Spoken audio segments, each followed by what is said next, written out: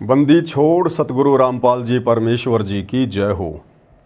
सत्साई भाई और बहनों, दया पूज्य गुरुदेव भगवान की, सतगुरु रामपाल जी परमेश्वर जी की, जिनके विशेष आशीर्वाद से, शुभ आशीर्वाद से आप और हम सभी सत्सेवक भाई बहन साथ संगति से जुड़कर भक्ति मार्ग पर गुरुदेव के तत्व ज्ञान को आधार बनाकर मोक्ष प्राप्ति के लिए निरंतर आगे की ओर बढ़ रहे हैं। आज का वीडियो खास है, अहम है और हमें गहरी शिक्षा मिलेगी। हाल ही हरियाणा में परशुराम जयंती मनाई गई, रोहतक के पैरावर में। हरियाणा के मुख्यमंत्री नायब सिंह सैनी भी आए, समाज के अन्य गणमान्य व्यक्ति भी आए। साथ में बेवजह बिन बुलाए मेहमानों की तरह परम पूज्य परमेश्वर सतगुरु रामपाल जी के भक्तों ने भी शामिल होना पड़ा। एक धोखे के तहत धोखा किया सतलोक आश्रम मैनेजमेंट हरियाणा ने, सतगुरु रामपाल जी के कलयुगी परिवार ने। परशुराम जयंती से ठीक एक दिन पहले रात्रि में अपने कोऑर्डिनेटर सिस्टम के माध्यम से भगत समाज को धोखा देकर सतलोक आश्रम धनाना में इकट्ठा किया गया कि आज गुरुदेव हिसार जेल से लाइव दर्शन देंगे 2 घंटे। सभी भगत भाई बहन ज़्यादा से ज़्यादा संख्या में आ जाओ। सच्चाई किसी को नहीं बताई। बेचारे भोले भाले भगत भाई बहन अपने गुरुदेव भगवान के दर्शनों की प्यासी आत्माएं दौड़ दौड़ कर चली आई और रात्रि में उन्होंने देखा कि हरियाणा रोडवेज की बसें इतनी ज़्यादा संख्या में आश्रम में क्यों आ रही हैं। 2 नहीं, 4 नहीं, 10 नहीं, 500 से ज़्यादा बसें रात्रि में हरियाणा रोडवेज की आ गई। संगत में खुसर पुसर शुरू हो गई।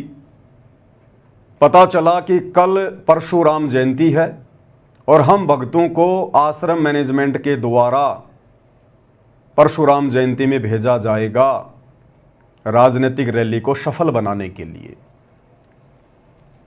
भाई और बहनों, इस विषय पर हम चर्चा करेंगे। ये छोटी मोटी घटना नहीं है। आम जनता के लिए तो परशुराम जयंती मनाना एक साधारण सी घटना है, हर साल वो लोग मनाते हैं। परंतु सतगुरु रामपाल जी के भक्तों का कई हजारों की संख्या में उस रैली में जाना एक बहुत बड़ा विषय है। इस विषय पर हम चर्चा करेंगे। उससे पहले परम पूज्य परमेश्वर सतगुरु रामपाल जी भगवान का जयकारा लगाएंगे, क्योंकि गुरुदेव भगवान के आशीर्वाद के बिना कोई भी सत्संग, कोई भी साध संगति सफल नहीं हो सकती। बंदी छोड़ सतगुरु रामपाल जी परमेश्वर जी की जय हो। परम पिता परमात्मा, सारी सृष्टि के रचनहार, कुल मालिक, असंख्य ब्रह्मांडों के स्वामी, जगत गुरु, तीनों लोकों में प्रवेश करके सबका भरण पोषण करने वाले राजाधिराज, आत्माधार, नाथों के नाथ, देवों के देव, महादेव, सर्वेश्वर, महेश्वर, मृत्युंजय, अजरो अमर, आदि अनादि सनातनी प्रभु, जगत पिता जगदीश्वर, श्री श्री 1008 की उपाधि के वास्तविक अधिकारी, अकाल मूरत सौद स्वरूपी राम वासुदेव, सर्वगतम ब्रह्म, परम पूज्य, प्रथम पूज्य, परम संत, परम पुरुष, परम धनी, परम दयालु, सत्य कबीर, हक्का कबीर, अल्लाहु कबीर, अल्लाहु अकबर, बाखबर, अल्लाह ताला, जगत के तारणहार, जगत के मुक्तिदाता, जगत के जगन्नाथ, हारे के सहारे, हिंदुओं के राम, मुसलमानों के अल्लाह, सिखों के वाहिगुरु, ईसाइयों के मसीह, दया के सागर दयानिधि, करुणा के सागर करुणानिधि, स्वयंभू परिभू, संकट मोचन, कष्ट हरण, मंगल करण, दुख भंजन, अविगत कबीर, निर्विकार निर्विषम परमात्मा, अलय अलेख सतगुरु, आदि अनादि सतगुरु,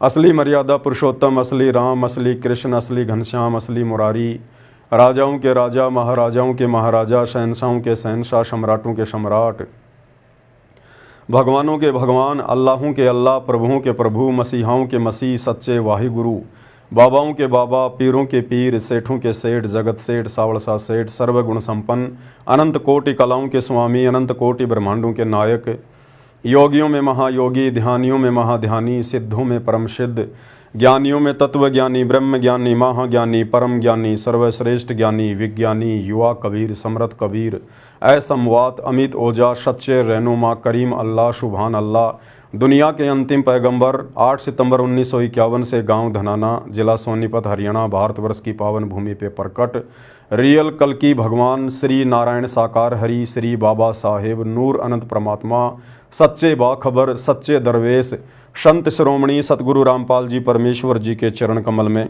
साध संगति से जुड़े हुए देश विदेश से आप और हम सभी सत्सेवक भाई बहनों का अनंत कोटि दंडवत प्रणाम। भाई और बहनों, वैसे तो राजनीतिक रैलियां हरियाणा हो चाहे राजस्थान हो आए दिन होती रहती हैं और सतगुरु रामपाल जी परमेश्वर जी के भक्तों को इन राजनीतिक रैलियों से और राजनेताओं से कोई लेना देना नहीं होता है। आपने आज से पहले हमारे इस तरह की वीडियो नहीं देखे होंगे क्योंकि हमें गंदी राजनीति से कोई मतलब नहीं होता है। हम एक आध्यात्मिक संस्था सत्य कबीर पंथ से जुड़े हुए हैं, साध संगति से जुड़े हुए हैं। हमारा मकसद अपनी आत्मा का आत्म कल्याण करवाना है, सांसारिक व्यवस्थाओं से हटकर अपने गुरुजी के वचन को फॉलो करके अपने जीवन को सफल बनाना होता है। परंतु परशुराम जयंती पर जो राजनीति हुई है, हमें उससे भी कोई लेना देना नहीं है। परंतु यदि जबरदस्ती हमारे गुरुदेव भगवान को उस राजनीति में घसीटा जाएगा, जिस सतगुरु का राजनीति से और राजनेताओं से सदा 36 का आंकड़ा रहा है।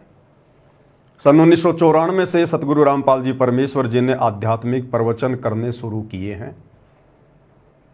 आप उनका एक गांव के सरपंच के साथ भी कोई फोटो नहीं दिखा सकते। आप उनका एक छोटा सा राजनीतिक स्टेटमेंट किसी भी राजनेता के साथ में नहीं दिखा सकते। परंतु 2014 बरवाला कांड के बाद सतगुरु रामपाल जी के कलयुगी परिवार ने, उनके बेटा बेटी भाई बंधु रिश्तेदारों ने अपने राजनीतिक स्वार्थों के चलते अपनी भक्ति का भी सत्यानाश किया है और लाखों की संगत जो अंधी होकर उन लोगों के पीछे चल पड़ी है, उनकी भक्ति और मर्यादाओं का भी सत्यानाश हो रहा है। तो अगर राजनीति में नाम आएगा हमारे गुरुदेव भगवान का, यदि राजनीति से जोड़कर हमारे गुरुदेव को बदनाम करने की साजिश की जाएगी, कोशिश की जाएगी, वो साजिश करता चाहे उनके परिवार वाले हों या संगत का कोई आम व्यक्ति हो या समाज का कोई भी व्यक्ति हो, तो वहां हमें बोलना पड़ेगा। यदि बात आती है अपने राजनीतिक स्वार्थों के चलते भगत समाज की मर्यादाएं तुड़वाने की, तो वहां हमें बोलना पड़ेगा। भाई और बहनों, इस घटना से आप और हमें एक बहुत गहरी शिक्षा मिलेगी, बहुत गहरी शिक्षा। गुरुदेव भगवान ने दास को प्रेरणा की तो दास लाइव आया। क्या शिक्षा है आप सबके सामने। काल हमें किस प्रकार से धोखा देगा, त्रिकुटी पर ये वर्तमान जो हमारा समय है, ये रिहर्सल हो रही है। हम इस रिहर्सल में सफल हो पाते हैं या असफल होते हैं, ये तो आप और हमारे बुद्धि और ज्ञान विवेक के ऊपर निर्भर करेगा। गुरुदेव ने तो सत्संग रूपी खीर खिलाने में कोई कसर नहीं छोड़ी, परंतु भगत समाज गुरुदेव के उस अमृत ज्ञान को अपने अंदर समा नहीं पाया और आज काल के जाल में फंसता जा रहा है, अपने ही भगत भाई बहनों के माध्यम से अंधविश्वास करके। जबकि ये अंधविश्वास, ये ब्लाइंड फेथ भक्ति मार्ग पर केवल अपने गुरुदेव भगवान पर करना होता है, उनके प्रवचनों पर करना होता है। किसी भगत के मनमाने आचरण पर ब्लाइंड फेथ नहीं करना होता है। तो काल हमें किस प्रकार से ठगेगा, क्योंकि ये दुनिया तो भाई और बहनों सांसारिक व्यवस्था में जी रही है। दुनिया अपने आप को बहुत ज़्यादा सियाना समझती है, परंतु ये दुनिया तो बहुत पीछे बाबा आदम के ज़माने में जी रही है। दुनिया केवल इन्हीं चीज़ों को सब कुछ मानती है कि विज्ञान ने ये कर दिया, विज्ञान ने वो कर दिया, मेरे घर में ये सुख हो गए, ये ठाट बाट हो गए, मैं नौकरी लग गया, मैंने बड़ी कोठी बना ली, बड़ी कार ले ली, इतने मेरे प्लाट हैं, मेरा फार्म हाउस है। दुनिया केवल बस इन्हीं चीज़ों में उलझी हुई है और ये सारी की सारी चीज़ें हैं काल की, काल व्यवस्था। आप और हम भाई बहनों को परमेश्वर ने तत्व ज्ञान देकर, आध्यात्मिक ज्ञान देकर काल की इन झूठी व्यवस्थाओं से, झूठे सुखों से कैसे बाहर निकला जाए, कैसे आने वाले समय में 84 लाख योनियों में उठाने वाले कष्टों से बचा जाए और कैसे अपने इस जन्म को भी सफल बनाया जाए। गुरुदेव ने हमें वो अद्वितीय आध्यात्मिक ज्ञान दिया है जो आध्यात्मिक ज्ञान दुनिया के पास में नहीं है। तो भाई और बहनों, ये हमारी रिहर्सल का समय है, परीक्षा का समय है। परमात्मा हमें चेक कर रहे हैं बारंबार। काल जानबूझकर अपने षड्यंत्र के तहत इस तरह की घटनाओं को जन्म देता है और परमात्मा काल के द्वारा पैदा की गई इस तरह की घटनाओं के माध्यम से अपने भक्तों की परीक्षा लेता है। और बार बार गुरुदेव भगवान हिसार जेल से संदेशा दे रहे हैं कि बच्चों, ये आपकी अग्नि परीक्षा का समय है, अग्नि परीक्षा का। तो भाई और बहनों, ये जो घटना घटी है परशुराम जयंती वाली, इस घटना से हमें पता चलेगा कि काल किस प्रकार से अपना काम निकाल कर दूसरों के कंधों पर पैर रखकर बंदूक चलाकर अपना शिकार करके और जिसके कंधे पर खड़ा था फिर कैसे उसको ठोकर मारता है। मतलब के बिना कोई नहीं प्यारा। परमात्मा कहते हैं, जब तक बैल चले हड़िए में तब तक डाले चारा, और बूढ़ा हो तब नाथ काट दे वो घर घर लाठे खाया। तो जैसे ही हरियाणा के एक मंत्री अरविंद शर्मा का राजनीतिक स्वार्थ पूरा हुआ, शतलोक आश्रम मैनेजमेंट हरियाणा के माध्यम से गुरुदेव के कलयुगी बेटों को, गुरुदेव के भाई को मोहरा बनाया गया परशुराम जयंती वाले दिन हरियाणा के मुख्यमंत्री की रैली को सफल बनाने के लिए। और जब ये बात हरियाणा में छिड़ी, लोगों ने अरविंद शर्मा के इंटरव्यू लेने शुरू किए, तो किस प्रकार से हरियाणा के मंत्री अरविंद शर्मा ने अपना पल्ला झाड़ लिया। संत रामपाल जी के भक्तों के कारण जिस रैली को उन्होंने सफल बनाया, उसने सतगुरु रामपाल जी का नाम तक नहीं लिया। अन्य संतों और पंथों की प्रशंसा की कि वो रैली में आए, उन्होंने रैली को सफल बनाया, परंतु संत रामपाल जी के भगत जो तकरीबन 50,000 से ज़्यादा संख्या में गए थे, उनका कोई नाम तक नहीं। और उल्टा सतगुरु रामपाल जी के भक्तों के सिर पर मटका फोड़ दिया कि हमने नहीं बुलाया, हमने नहीं बुलाया। क्या कहा मंत्री अरविंद शर्मा ने कि हमने तो सभी को रुक्का मारकर सामूहिक रूप से न्योता दिया था, हमने किसी को पर्सनली इनवाइट नहीं किया। और परशुराम जयंती में वो लोग आए हैं जिन लोगों की परशुराम में आस्था थी, जो लोग परशुराम को अपना भगवान मानते हैं, हमने किसी को नहीं बुलाया। जबकि ये जग जाहिर है, सतलोक आश्रम मैनेजमेंट हरियाणा को भी पता है, भक्तों को भी पता है कि सतलोक आश्रम धनाना में 500 से ज्यादा बसें उसी मंत्री अरविंद शर्मा ने भेजी थी। अगर उन्हें कोई मतलब ना होता, अगर स्पेशल ना बुलाया होता, तो 500 बसें सतलोक आश्रम धनाना में हरियाणा रोडवेज की क्यों भेजी गई। लेकिन भाई और बहनों, काल इसी प्रकार से ठगता है। एक बहुत गहरी शिक्षा है ये।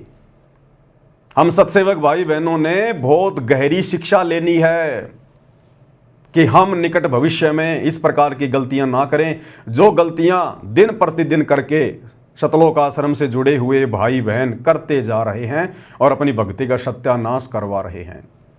तो जब मंत्री अरविंद शर्मा का इंटरव्यू लिया एक यूट्यूबर ने, तो किस प्रकार से उन्होंने जवाब दिया और अपना पल्ला झाड़ लिया कि भैया हमने किसी को नहीं बुलाया, हमने रामपाल जी के भक्तों को नहीं बुलाया, हमने तो सबको रुक्का मार के सामूहिक रूप से न्योता दिया था। और भैया इस रैली में तो वो आए हैं जिनकी आस्था परशुराम में थी। फोड़ दिया मटका भक्तों के सिर के ऊपर कि जिनकी आस्था भगवान परशुराम में थी वो आए हैं, हमने किसी को पीले चावल नहीं भेजे थे। सुनिएगा भाई और बहनों, साथ साथ विश्लेषण करते जाएंगे। क्या क्या कुछ कहा। अपने बयानों को लेकर अक्सर चर्चा में रहने वाले cabinet minister doctor Arvind Sharma, पिछले दिनों परशुराम जयंती मनाई गई, कई विवाद उस पर भी उठे। डॉक्टर साहब हमारे साथ हैं, क्या विवाद थे, कैसा समारोह रहा? डॉक्टर साहब सबसे पहले तो आपका स्वागत है। बहुत बहुत धन्यवाद। राम राम, नमस्कार। पूरे प्रदेश भर से समाज के लोग आए थे परशुराम जयंती में, कुछ विवाद भी हुए थे कि पता नहीं किस किस को बुला लिया गया। कैसा है, पूरे प्रदेश भर में समाज के साथ, विप्र समाज के साथ 36 बिरादरी ने हिस्सा लिया, सभी ने हिस्सा लिया। और हमारा सबके साथ नौता किसके साथ नौता था कि भाई भगवान परशुराम, देखो आप अगर मुझे अपने घर बुलाओगे, अगर मेरा आपका मेल खाता है तो मैं घर जाऊंगा, नहीं मेल खाता तो मैं नहीं जाऊंगा। तो जो भगवान परशुराम में आस्था रखते थे, जो भी उनको मानते थे, उनकी विचारधारा से सहमत थे, उनमें आस्था रखते थे, उनको देशभक्त मानते थे, वो सारे के सारे आए। तो क्या कहा मंत्री जी ने? जब पूछा गया कि बहुत सारे लोगों को बुलाया गया, तो मंत्री जी ने अपना पल्ला झाड़ लिया कि हमने किसी को पीले चावल नहीं भेजे, हमने किसी को स्पेशल नहीं बुलाया, हमने तो सार्वजनिक तौर पर रुक्का मार के कहा था, और इस रैली में वो आए हैं जो हमारी विचारधारा से मेल खाते हैं। साफ साफ कह रहे हैं मंत्री जी कि अगर मुझे कोई बुलाएगा तो जाहिर सी बात है, यदि उसके और मेरे विचार मेल खा रहे हैं तो मैं जाऊंगा, अन्यथा नहीं जाऊंगा मैं। तो संत रामपाल जी के भक्तों के राजनेताओं से विचार मेल खाए तो वो आए रैली में धक्के खाने के लिए। और आगे मंत्री जी कह रहे हैं कि जिन लोगों की भगवान परशुराम में आस्था थी, जो लोग भगवान परशुराम को देश भगत मानते थे, वो लोग आए भाई। तो बताओ भोले भाले भक्तों, क्या आप लोगों की भगवान परशुराम में आस्था है क्या? अरे हम भक्तों की आस्था तो एकमात्र हमारे इष्ट देव सतगुरु रामपाल जी भगवान में है, केवल गुरुदेव परमात्मा में है। इसके अलावा यदि हमारी जरा भी आस्था श्रद्धा किसी अन्य में हो गई, देव महादेव में, सारी भक्ति का सत्यानाश हो जाएगा। तो मंत्री जी ने साफ साफ अपना पल्ला झाड़ लिया। ये काल इसी प्रकार से ठगता है, क्योंकि राजनीति काल व्यवस्था है। तो काल ने अपना काम भी निकाल लिया, राजनेताओं ने अपना स्वार्थ भी सिद्ध कर लिया, गुरुदेव के मंदबुद्धि लड़कों को मोहरा बनाकर, और भोली भाली संगत की मर्यादा भी तुड़वा दी गई परशुराम जयंती में भेजकर। और जब सारा काम हो गया, उसके बाद मंत्री जी आराम से बैठकर इंटरव्यू दे रहे हैं कि भैया जिसके विचार मेल खा रहे थे वो आया, यहां तो पर्सनली नहीं बुलाया किसी को भी, और जिन लोगों की आस्था भगवान परशुराम में थी यहां तो वो आए हैं। ये काल इस प्रकार से ठगता है भाई और बहनों, इस प्रकार से। इसलिए सतगुरु रामपाल जी भगवाना में बार बार समझाते हैं कि बच्चों, काल व्यवस्था से पीछे हटो, संसार से पीछे हटो। ये राजनीति भक्ति मार्ग में नहीं चलती है, राजनीति काल व्यवस्था है। अगर आपने यही गधा कुत्ता सुअर बनना है, 84 लाख योनियों में भटकना है, तो करो जम के राजनीति भक्ति के साथ साथ, तुम्हें कौन रोकता है। तो शतलोक आश्रमों से जुड़े हुए भाई बहनों को विचार करना चाहिए, उनको सोचना चाहिए। पहली बात तो आप लोगों को सच्चाई नहीं बताई गई, आपकी पीठ में छुरा भोंका गया गुरुजी की आड़ में कि सभी भक्तों को 2 घंटे गुरुजी के दर्शन करवाएंगे लाइव हिसार जेल से वीडियो में। धोखे से आप लोगों को आश्रम में इकट्ठा किया गया, और उसके बाद में आप लोगों को रैली में भेज दिया गया। आप लोगों की मर्यादाएं टूटी हैं। अरे रिहर्सल चल रही है। गुरुदेव ने कहा बच्चों, जब तुम त्रिकुटी पर जाओगे तुम्हें पता थोड़ी चलेगा कि तुम त्रिकुटी पर आ गए। हो सकता है ये परशुराम जयंती में जाना हमारी त्रिकुटी वाली परीक्षा हो, और काल ने हमें ठग लिया। हमने विश्वास करना चाहिए था अपने गुरुदेव के वचनों पर, और संगत ने विश्वास कर लिया गुरुदेव के लड़कों पर जो कि पहले से काल प्रेरित हैं। ऐसा ही हम त्रिकुटी पर कर बैठेंगे, ऐसा ही हम त्रिकुटी पर कर बैठेंगे। ये काल वहां पर कोऑर्डिनेटर का रूप बना के आ जाएगा, गुरुजी के लड़कों का रूप बना के आ जाएगा, गुरुजी के भाई का रूप बना के आ जाएगा, और इसी प्रकार से तुम लोगों को गुरुजी के दर्शनों के बहाने अपने पीछे पीछे ले जाएगा और ठोक देगा किसी देव के लोक में या किसी नरक लोक में। फिर क्या करोगे? तुम कैसे सावधान हो सकते हो जब तुम यहीं पर सावधान नहीं हो रहे, जब तुम रिहर्सल में फेल हो रहे हो। अरे कोई खिलाड़ी होता है, कोई पहलवान होता है, उसको नेशनल स्तर पर या ओलंपिक में भेजने से पहले उसकी रिहर्सल होती है। तो ये हमारी रिहर्सल चल रही है कि हम त्रिकुटी की परीक्षा में पास होने के लायक हैं या नहीं हैं। तो भला हम कैसे पास हो सकते हैं त्रिकुटी की परीक्षा में? हमने विचार करना चाहिए था, हमने सवाल जवाब करना चाहिए था उन बसों में बैठने से पहले कि भैया हम लोग बसों में बैठने तो नहीं आए, हम तो गुरुदेव के दर्शनों के लिए आए थे। हमारा राजनीति से क्या लेना देना, हमारे गुरु का राजनीति से कोई लेना देना नहीं है। हमें क्यों भेजा जा रहा भाई?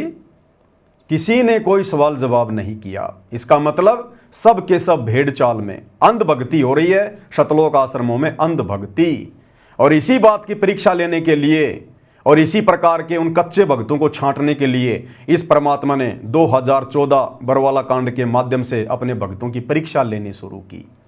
आज हिसार जेल में बैठकर वो परम शक्ति यही तो देख रही है कि मेरे कितने हैं और काल के कितने हैं। जो काल व्यवस्था में सड़ेंगे, जो गुरु के ज्ञान को आधार बनाकर आगे नहीं बढ़ेंगे, वो काल के हैं, और जो गुरु के ज्ञान को आधार बनाकर भक्ति मार्ग पर चलेंगे उनको काल डगमग नहीं कर सकता। ये हमारी परीक्षा थी, ये भक्तों की रिहर्सल थी, जिसमें शतलोक आश्रमों से जुड़े हुए सभी भगत पूर्णतया फैल साबित हुए। फैल। आगे क्या कुछ कहा मंत्री जी ने, जब पूछा गया संत रामपाल जी के भक्तों का नाम लेकर, संत रामपाल जी का नाम लेकर, कि इस रैली में तो बाबा रामपाल के भगत भी आए थे, आप उसके बारे में क्या कहेंगे? तो मंत्री जी क्या कह रहे हैं, जिन बाबा रामपाल के मंदबुद्धि भक्तों ने इस रैली को सफल बनाया भीड़ के रूप में, उनका कोई नामो निशान तक नहीं, संत रामपाल जी की कोई प्रशंसा नहीं। अन्यथा मंत्री जी को तो धन्यवाद करना चाहिए था कि बाबा रामपाल का हम बारंबार धन्यवाद करते हैं, जो उन्होंने 500 बसों में अपने भक्तों को बैठाकर हमारी रैली को सफल बनाया। पूरा हरियाणा प्रदेश जानता है। उसके बावजूद भी मंत्री जी ने सतगुरु रामपाल जी का नाम तक नहीं लिया, क्योंकि जब काल का सवार सिद्ध हो जाता है तो फिर वो यही करता है। अरे गुरुदेव ने हमें सृष्टि रचना में बताया कि जब काल का और परमात्मा का जोगजीत रूप में आमना सामना हुआ तो काल ने बहुत सारे वचन भरवा लिए, और जब सारे वचन परमात्मा ने दे दिए, तथास्तु तथास्तु, अंत में काल खिलखिलाकर हंसने लगा कि जाओ जोग जीत संसारा, जीवन माना कहा तुम्हारा। अर्थात जैसे ही इस काल का सवार सिद्ध होता है फिर ये किसी का सगा नहीं है। तो मंत्री जी का सवार सिद्ध हो गया। अब मंत्री जी इंटरव्यू में बाबा रामपाल जी का नाम तक लेने से शर्मा रहे हैं। नाम तक लेने से राधा स्वामी का नाम ले दिया, धूणी दास के भक्तों का नाम ले दिया, अन्य कबीर पंथियों का नाम ले दिया, छुडानी धाम का नाम ले दिया कि वहां से भी भगत आए, परंतु सतगुरु रामपाल जी का और उनके भक्तों का रिंचक भी नाम नहीं लिया गया, जबकि सबसे ज्यादा संख्या में बाबा रामपाल के ही मंदबुद्धि भगत उस रैली में गए थे। क्या कुछ कह रहे हैं मंत्री जी, आगे ध्यान से सुनिएगा। आप अगर मुझे अपने घर बुलाओगे, अगर मेरा आपका मेल खाता है तो मैं घर जाऊंगा, नहीं मेल खाता तो मैं नहीं जाऊंगा। तो जो भगवान परशुराम में आस्था रखते थे, जो भी उनको मानते थे, उनकी विचारधारा से सहमत थे, उनमें आस्था रखते थे, उनको देशभक्त मानते थे, वो सारे के सारे आए। रामपाल जी के अनुयायी देखिए ना, देखो ऐसा है, देखो सुनो छोटा सा, एक सेकंड है सुरेंद्र, तेरी सुन ले, मुश्किल कर सुन ले, तेरी सारा सवाल ये ऐसा है। देखो रैली में हमने रुक्का मार कर नोता दिया था भाई, सब आओ दिया था नहीं, सब आओ भाई। रैली में जो भी भगवान परशुराम प्रेमी है वो सब आओ, कहा था नहीं कहा था। और आपने देखा होगा स्टेज पर कितने सारे महानुभाव, संत महानुभाव बैठे थे स्टेज पर।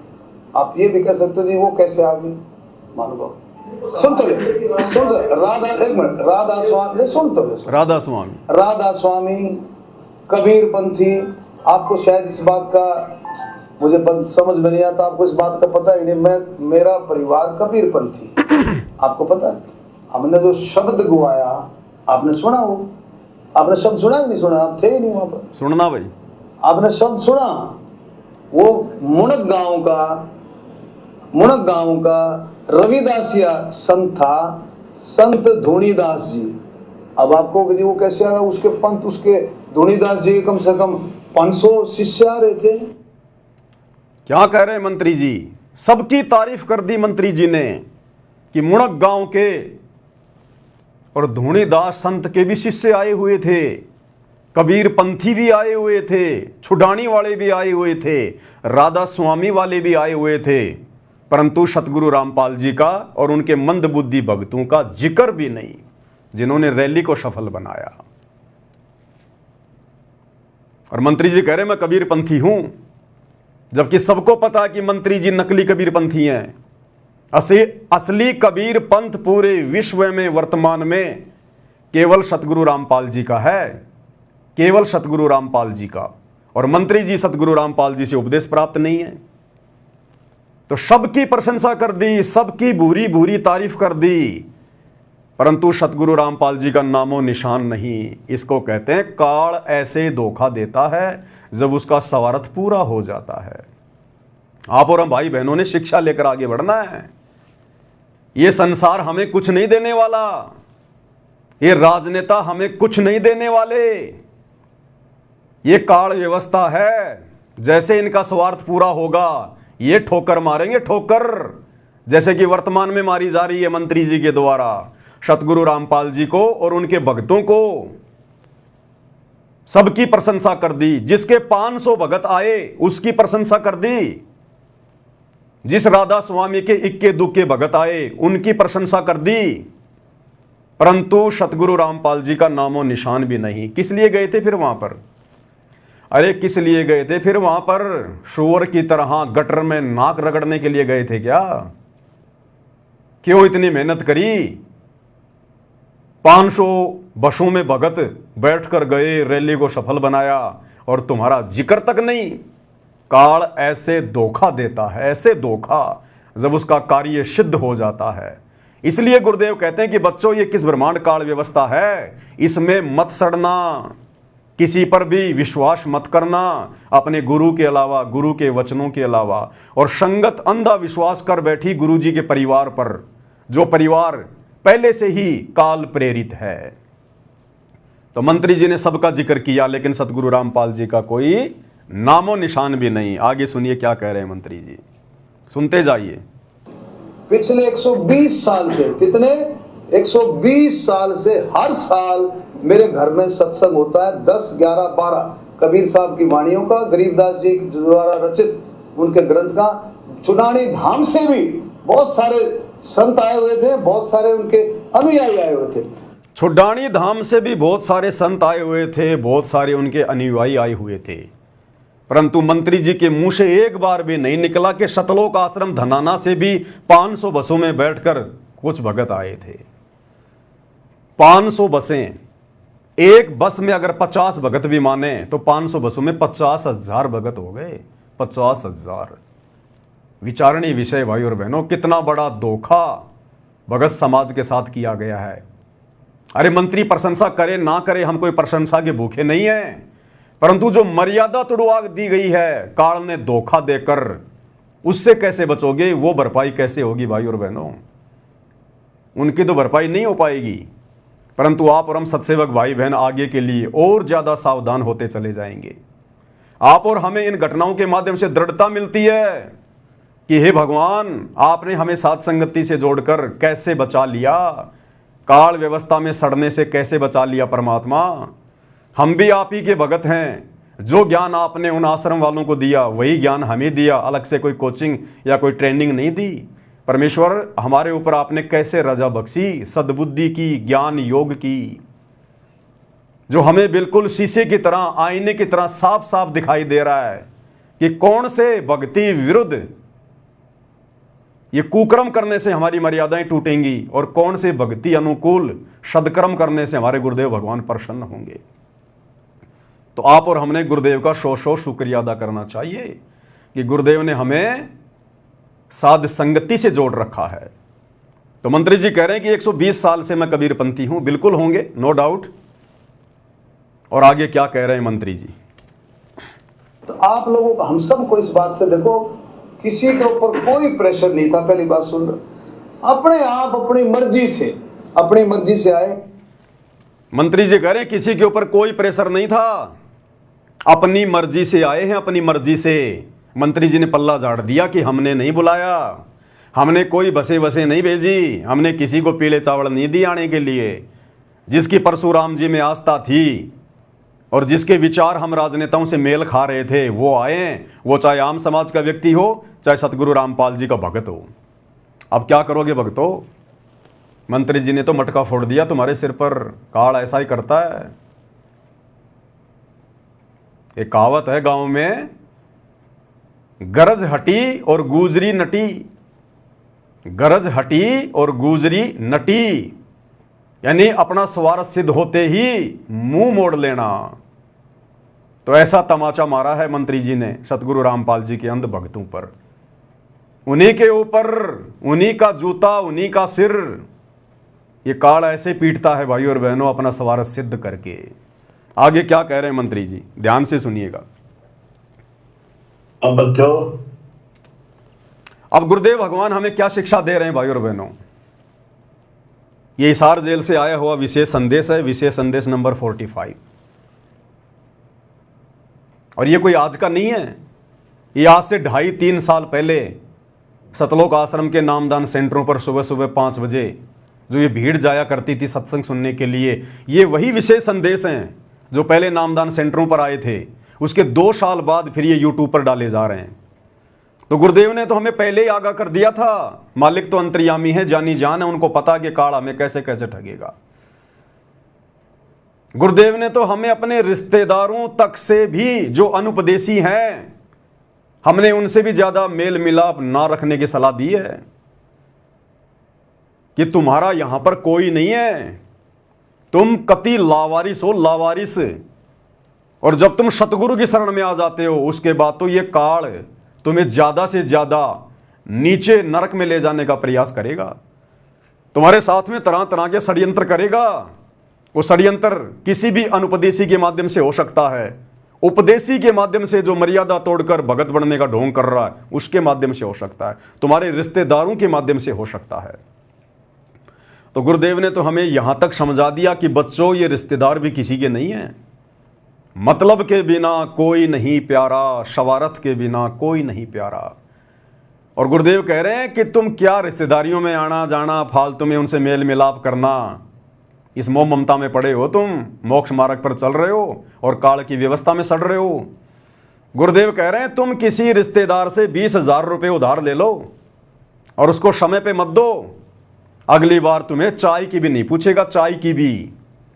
ये रिश्तेदार, तुम्हारे रिश्तेदार तुम्हें अपने दरवाजे पर देखकर भी खुश नहीं है। गुरुदेव के कहने का मतलब है कि बच्चों प्यार प्रेम से तो रहो, सबको मीठा बोलो, लेकिन पहले की तरह काल व्यवस्था से बाहर निकलो, इतना अंदर मत घुसो। काल के अंदर जो अनुपदेशी है वो काल है। और यहां सरेआम राजनेताओं के अंदर घुसा जा रहा है, राजनेताओं की रैलियों में घुसा जा रहा है, आंखें बंद करके।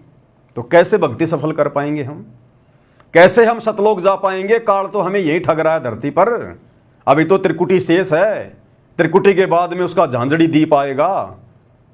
जब जाएंगे हम उसके वहां पर, जब उसके सिर पर पैर रखने का समय आएगा तो वो कैसे सर नीचा करेगा। हम तो यहीं पर ठगे जा रहे हैं उसके द्वारा, वो बाहर कैसे निकलने देगा हमें। और जबरदस्ती गुरुदेव भगवान करेंगे नहीं। तो गुरुदेव हमें एक छोटे से सत्संग के माध्यम से, ये 2 मिनट का सत्संग है, गुरुदेव ने तो हमें अपने अनुपदेशी यार दोस्त मित्र रिश्तेदारों से भी दूरी बनाकर अपनी भक्ति सफल करने की शिक्षा दी है। और आप लोग क्या कर रहे हो, वो राजनेता ना तुम्हारे कोई यार दोस्त रिश्तेदार, और फिर भी तुम अंधे होकर उनकी रैलियों में भीड़ के रूप में जा रहे हो। ठीक है, धोखा हो गया तुम्हारे साथ में, तुम्हारे ही भगत भाई बहनों ने धोखा कर दिया, गुरुदेव के बेटा बेटियों ने धोखा कर दिया, आश्रम मैनेजमेंट ने धोखा कर दिया। लेकिन कम से कम अब तो आंखें खोलो, अब तो इन लोगों से दूरी बनाओ, अब तो कम से कम ज्ञान को आधार बनाओ, अब तो उन आश्रमों में जाना छोड़ो, घर बैठकर भक्ति करो, ज्ञान को आधार बनाओ, मर्यादा निभाओ। जैसे हम सत्सेवक भाई बहन साथ संगति से जुड़कर पिछले 10-12 वर्षों से हम किसी आश्रम में नहीं गए, किसी नामदान सेंटर पर नहीं गए, और हमारा गुरु भगवान पल पल शब्द रूप में हमारे साथ में है, पल पल किसी का बाढ़ भी बांका नहीं होने दे रहा, बाढ़ भी बांका, और अपने बच्चों को ऐसे रख रहा है इस काल व्यवस्था में जैसे समुद्र के ऊपर नौका चलती है। तो अब तो कम से कम सवाल जवाब करो उन कोऑर्डिनेटरों से, नामदान संचालकों से, उन आश्रम संचालकों से, गुरुजी के बेटा बेटी से, कि नालायकों क्यों हमारी मर्यादा तुड़वाई। तुम भगत होकर अगर गुरु की आड़ में धोखा कर रहे हो तो हम किससे उम्मीद करें, किसके ऊपर विश्वास करें फिर हम। अब तो कम से कम जागरूक हो जाओ, अब तो कम से कम उन आश्रमों में जाना छोड़ो। तो गुरुदेव क्या कह रहे हैं, हम कितना प्यार से समझा रहे हैं परमात्मा। अब अकल ठिकाना आई आपकी, और धन्य है आप, परमात्मा ने आपको शरण में लिया। असर के युगों से आपके पीछे पड़े थे दाता, आपको जैसे तैसे बचा बचू के भक्ति में प्रेरणा रख कर, आपकी आस्था बनाकर अब इस समय में आपको ले आए। अब ध्यान दो, मजाक ना समझो, हल्के में ना लो इन बातों को। गुरुदेव कह रहे हैं ध्यान दो, मजाक में ना लो, हल्के में ना लो इन बातों को। तो गुरुदेव भगवान के इस वचन की लाज तो केवल सत्सेवक भाई बहन रख रहे हैं, जो इस भक्ति मार्ग को हल्के में नहीं ले रहे, मजाक में नहीं ले रहे, संघर्ष कर रहे हैं मर्यादाओं के लिए, अपने आत्म कल्याण के लिए, भक्ति को सफल करने के लिए। और मजाक में कौन लोग ले रहे हैं? सतलोक आश्रम से जुड़े हुए भाई बहन, आश्रम मैनेजमेंट, गुरु का परिवार, ये लोग हल्के में ले रहे हैं, मजाक में ले रहे हैं। और ये मजाक कितना भयंकर परिणाम देगा आने वाले समय में। ये परमात्मा है निष्पक्ष परमात्मा, पक्षपात नहीं करेगा।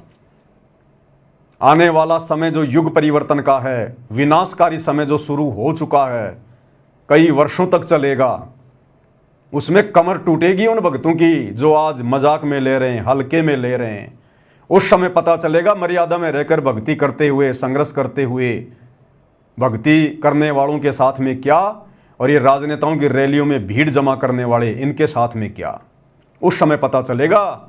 फिर ये गुरुदेव भगवान अपनी तरफ से किसी प्रकार की कोई हेल्प नहीं करेगा। अगर तुम मर्यादा तोड़कर भक्ति करने वाले आश्रम से जुड़े हुए भाई बहनों की भी गुरु उस समय अगर रक्षा करेगा, मर्यादा करेगा, तो आने वाले समय में मर्यादाओं में रहकर कोई भक्ति करेगा ही नहीं। क्योंकि इतिहास तो साथ साथ बन रहा है ना। आज सतगुरु रामपाल जी की संगत में 2 पार्ट हो चुके हैं, सबको पता है, एक सात संगति और एक सतलोक आश्रम मैनेजमेंट। सात संगत वाले गुरु ज्ञान में रहकर, गुरु को भगवान मानकर और हर प्रकार से मर्यादाओं में रहकर अपनी भक्ति कर रहे हैं, संघर्ष कर रहे हैं। आश्रम वाले बिल्कुल काल व्यवस्था में सड़ रहे हैं, उनके लिए कोई मर्यादा नहीं है, ना वो गुरु को परमात्मा मानते। तो भैया ये इतिहास तो बन रहा है। तो आने वाले समय में फिर दुनिया कैसे अंतर देखेगी? अगर इन आश्रम वालों की भी अगर विनाशकालीन समय में अगर इसी प्रकार से मौज हुई, इनकी भी अगर रक्षा हुई, तो आने वाला समाज इस भक्ति को इतना सीरियस नहीं लेगा कि रे कुछ नहीं। ये देखो ना इतिहास, वो सत्सेवक थे, पागल थे, बावड़े थे, वो मंदबुद्धि थे, फालतू में गुरु जी की मर्यादाओं को सीरियस ले रहे थे, फालतू में समाज के साथ में संघर्ष कर रहे थे।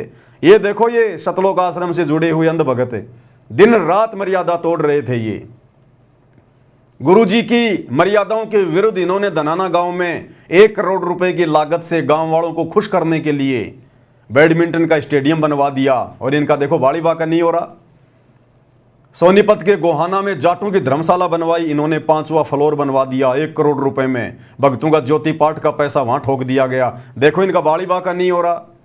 हरियाणा के जाट आरक्षण में लाखों की संख्या में ये आश्रम से जुड़े हुए भाई बहन वहां जाकर बैठे, देखो ना इनका कोई बाड़ी बाका नहीं हो रहा। राजस्थान के गैंगस्टर आनंदपाल सिंह की सीबीआई जांच का इन्होंने समर्थन किया, 5 लाख रुपए चंदे के रूप में दिए गैंगस्टर की सीबीआई जांच के लिए राजपूत करनी सेना को। देखो इनका बाली बाका नहीं हो रहा। अपने स्वार्थ के लिए ना जाने इन्होंने क्या क्या कुकर्म कर दिए।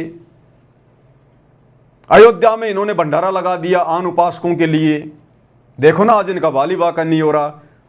तो आने वाले समय में इस भक्ति को कोई सीरियस नहीं लेगा, गुरु की मर्यादाओं को कोई सीरियस नहीं लेगा। इसलिए थोड़े समय बाद जब वो विनाशकारी समय शुरू होगा, उस समय पता चलेगा इन मंदबुद्धि सतलोक आश्रम से जुड़े हुए अंध भक्तों को कि मर्यादा तोड़कर भक्ति का ड्रामा करने की क्या सजा मिलती है। और गुरु की गैर हाजिरी में गुरु को परमात्मा मानकर, ज्ञान को आधार बनाकर, डरकर भक्ति करते हुए, संघर्ष करते हुए अपनी भक्ति को सफल बनाने का क्या परिणाम निकलता है, ये आने वाले समय में पता चलेगा। तो क्या कह रहे हैं गुरुदेव? ये तो कल फूक निकल जाएगी, परसों तुमने कौन पूछेगा, जिसके ऊपर सब कुछ नुसार हुए बैठे। अब ध्यान दो, मजाक ना समझो, हल्के में ना लो इन बातों को। ये तो कल फूक निकल जाएगी, परसों तुमने कौन पूछेगा, जिसके ऊपर सब कुछ नुकसान हुए बैठे, ये परिवार, ये संसार, ये लोग लाग रिश्तेदार, ये भी इतने साथ से रहेंगे आपका जब तक आपका ठीक ठाक गुजारा है। जिस दिन आप हैंड टू माउथ हो जाओगे, अपने द्वार पर देख कर राजी नहीं होंगे रिश्तेदार को, पड़ोसी भी। सुन लो, ये कति यूनिवर्सल ट्रूथ है। क्या कहा गुरुदेव? जिस दिन आप हैंड टू माउथ हो जाओगे, अपने द्वार पर देख कर राजी नहीं होंगे रिश्तेदार को, पड़ोसी भी। ये कति यूनिवर्सल ट्रूथ है। गुरुदेव कह रहे हैं जिस दिन तुम हैंड टू माउथ हो जाओगे, यानी अपने रिश्तेदारों के किसी मतलब के नहीं रहोगे, ये रिश्तेदार तुम्हें अपने घर के दरवाजे पर देखकर भी खुश नहीं होंगे जिनके ऊपर तुम चौड़े हुए बैठे हो। तो जब रिश्तेदार ऐसा कर सकते हैं, क्योंकि परमेश्वर कह रहे हैं 7 वचन पलटे नहीं पलट जाए ब्रह्मांड, ये अंतर्यामी भगवान है, और कह रहे हैं यूनिवर्सल ट्रूथ है, सार्वभौमिक सत्य है, ये झूठ रिंचक भी नहीं है। तो जब रिश्तेदार ऐसा कर सकते हैं, राम समाज में कर रहे हैं, हम देख रहे हैं ना, तो ये राजनेता हमारे लगते क्या हैं? गुरु का परिवार हम भक्तों का लगता क्या है? आज तुम इन आश्रमों में जा जाकर आर्थिक रूप से और शारीरिक रूप से इनका सहयोग कर रहे हो, इसलिए तुम्हें लड्डू जलेबी बर्फी खिला रहे हैं। तुम कल को सारे साथ संगति से जुड़ जाओ, ये तुम्हारा मुंह देखकर खुश नहीं है, मुंह देखकर भी। तो ये परमेश्वर कह रहे हैं कि जब तुम कल को हैंड टू माउथ हो जाओगे ना, ये तुम्हें अपने दरवाजे पर देखकर खुश नहीं होंगे। तो बताओ, राजनेता तो हमारे लगते ही क्या हैं? वो तो रिश्तेदार भी नहीं है, जिनकी रैली को सफल बनाने के लिए तुम लोग भेड़ के रूप में वहां चले गए। ये विचारणीय विषय है। ये संगत ने हल्के में ले लिया सतगुरु को, सतगुरु के ज्ञान को। इसका परिणाम भयंकर होगा, भयंकर। ये निष्पक्ष परमात्मा है, निर्मोही परमात्मा है। इसका कोई बेटा बेटी, भाई बंधु, रिश्तेदार, जवाई, मामा मामी, फूफा फाफा नहीं है। ये तो केवल परमेश्वर इस कलयुग की बिचली पीढ़ी में एक लीला कर रहे हैं, एक कलयुगी परिवार में आने की, शादी विवाह करने की, बच्चे पैदा करने की, केवल एक लीला। अगर आपने गुरु को भगवान मान लिया तो वो शतलोक का राजा कबीर भगवान अपने शतलोक को छोड़कर इस गंदे लोक में बच्चे पैदा करने नहीं आता वो। तो ये निर्मोही परमात्मा है। आप रोज पढ़ते हो मंगलाचरण में, परम शक्ति संगीतम रिद्धि सिद्धि दाता सोही, अविगत गुण अतीतम सत्य पुरुष निर्मोही। ये सत्य पुरुष है सतगुरु रामपाल जी। दुनिया नहीं जानती, नहीं पहचानती, लेकिन आप और हमें तो पता है। गुरु ने हमसे तो पहचान करवा दी अपनी कि गुरु कौन है, स्वयं कबीर भगवान है। तो कबीर भगवान पक्षपात करेगा क्या? वो निष्पक्ष निर्णय करेगा। जैसा संगत ने उनकी गैर हाजिरी में 2014 बरवाला कांड के बाद इस भक्ति मार्ग रूपी खेत में जैसा बीज बोया है, यानी जिस प्रकार से मर्यादा में रह के जिसने भक्ति की है, या जिसने मर्यादाओं को हल्के में लेकर मर्यादा तोड़ते हुए भक्ति की है, गुरु को दुखी किया है, वो परिणाम, वो फल सबके सामने आएगा, जिसने जैसा जैसा बीज बोया है। इसलिए गुरुदेव कह रहे हैं, सुनिएगा। अब जो आपका साथी, आपका पिता, आपके दुख सुख में घेर मरे, अब्राहिम सुल्तान अदम के क्या लग गया था उसका बता, और समर्थ है क्या जरूरत थी? आप उसके हो, उसके बेटा बेटी हो। अब वो रह नहीं सकता, आपको दुखी देख नहीं सकता, तो मान नहीं रही। वो कहता अगर ये सारे मोहल्ले में एक बार सारे उठा के उठा ले जाऊं, नो पाना आग लगा दूं इस पे, इस काल के लोग का। पर इतनी अकल तक जब आओगे, जब लगातार ये सत्संग सुनोगे। तो क्या कह रहे हैं गुरुदेव भगवान? जो तुम्हारा है, तुम्हारा हितैषी है, तुम्हारा बाप है, उसकी तो तुम बातें नहीं सुन रहे। हमारा हितैषी, हमारा बाप कौन है? सतगुरु रामपाल जी। उनके तो हम बातें नहीं सुन रहे। गुरु ने कौन से सत्संग में आदेश दिया कि भक्तों ने गंदी राजनीति का हिस्सा बनना चाहिए? गुरु ने कौन से सत्संग में कहा कि किसी भी महापुरुष की जयंती में जाना चाहिए? अरे गुरु ने हमारे से अपने जन्मदिन मनवाने छुड़वा दिए, अपने बाप दादाओं के मरण दिन मनवाना छुड़वा दिए, और हम परशुराम की जयंती में जा रहे हैं। जिनसे हम भक्तों का कोई लेना देना नहीं है। हम गुरु की बात कहां मान रहे हैं? जो हमारा है उसके साथ तो हम मजाक कर रहे हैं, गुरु के वचनों को तो हम हल्के में ले रहे हैं। और जो हमारे नहीं हैं, ये राजनेता हमारे नहीं हैं, ये किसी के नहीं हैं, केवल अपने स्वार्थों के हैं। देखते नहीं बड़े बड़े राजनेता पार्टियां चेंज कर लेते हैं, पार्टियां। जब ये अपनी खुद की पार्टी के नहीं होते तो आप भगतों के क्या होंगे? तुम भगत तो उनके किसी मतलब के भी नहीं। तो जो हमारा है, जो हमारे लिए मर मिट रहा है, 10 साल से 12 साल से हिसार जेल में बैठकर संघर्ष कर रहा है, 30 साल से सत्संग कर करके हमें समझाया, उसकी हम एक भी नहीं मान रहे। और जो शौपन में हमारे नहीं हो सकते ये राजनेता जगत वाले, उनके पीछे आंखें बंद करके दौड़ रहे हैं हम, उनकी रैलियों को सफल बना रहे हैं, उनकी जयंतियों में जा रहे हैं हम। तो भाई और बहनों, विचार करना पड़ेगा, विचार, अन्यथा यह काल बहुत भयंकर तरीके से ठग रहा है वर्तमान में संगत को। और ये परीक्षा चल रही है। परमात्मा हिसार जेल में बैठकर, वे हिसार की छोटी जेल में बैठकर, आप और हम 21 ब्रह्मांड रूपी इस बड़ी जेल में बैठे हुए कैदियों की रहनी करनी देख रहा है। कितने मेरे हैं, कितने काल के हैं, कितने मुझे समझ पाए, मेरे प्रवचनों को समझ पाए, मेरे वचन पर चल रहे हैं, और कितने भक्ति मार्ग को हल्के में ले रहे हैं, मजाक में ले रहे हैं। अरे मजाक में ले रहे हैं तभी तो गुरु कह रहा है कि हल्के में मत लो, मजाक में मत लो। इसका मतलब संगत मजाक में ले रही है। और आए दिन इन घटनाओं के माध्यम से संगत ये प्रमाण भी दे रही है। राजनेताओं की रैलियों में जाकर, परशुराम की जयंती में जाकर, स्टेडियम बनाकर, धर्मशालाएं बनवाकर, गुंडों की सीबीआई जांच का समर्थन करके, अयोध्या में भंडारा लगा के, अन्य तरह तरह के कुकर्म करके, भक्ति विरुद्ध कर्म करके, संगत साथ में प्रमाण भी दे रही है कि गुरुजी हम कच्चा पक्का काम नहीं करते। ये ना सोच लेना कि हम लोग ऐसे वैसे हल्के में ले रहे हैं, हम तो परमाणु के साथ में हल्के में ले रहे हैं आपको और आपके ज्ञान को। इन घटनाओं के माध्यम से संगत गुरुजी को सबूत भी दे रही है, जो सबूत सात संगति के माध्यम से फिर आप लोगों को दिखाए जाते हैं, बताए जाते हैं।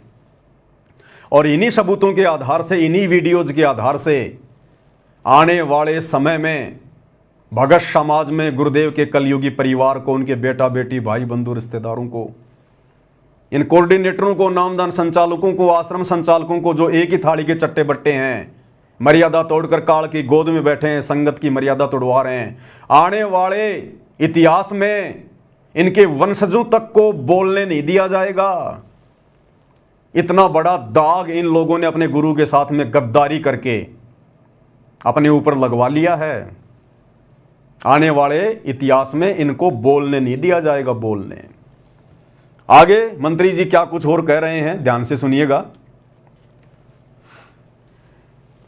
आपने उसका शब्द सुना ही नहीं जो धुनीदास ने कहा। अगर आप वो शब्द सुन लेते तो आपका ये बात कहनी होती, होले सुहागण सुरता त्यार, मालिक घर जाना से।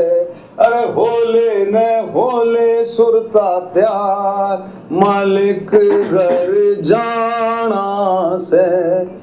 नाले धोले ओढ़ पैर ले कर 16 श्रृंगार। इस गहरा समझना, इसका शब्द का मतलब समझना।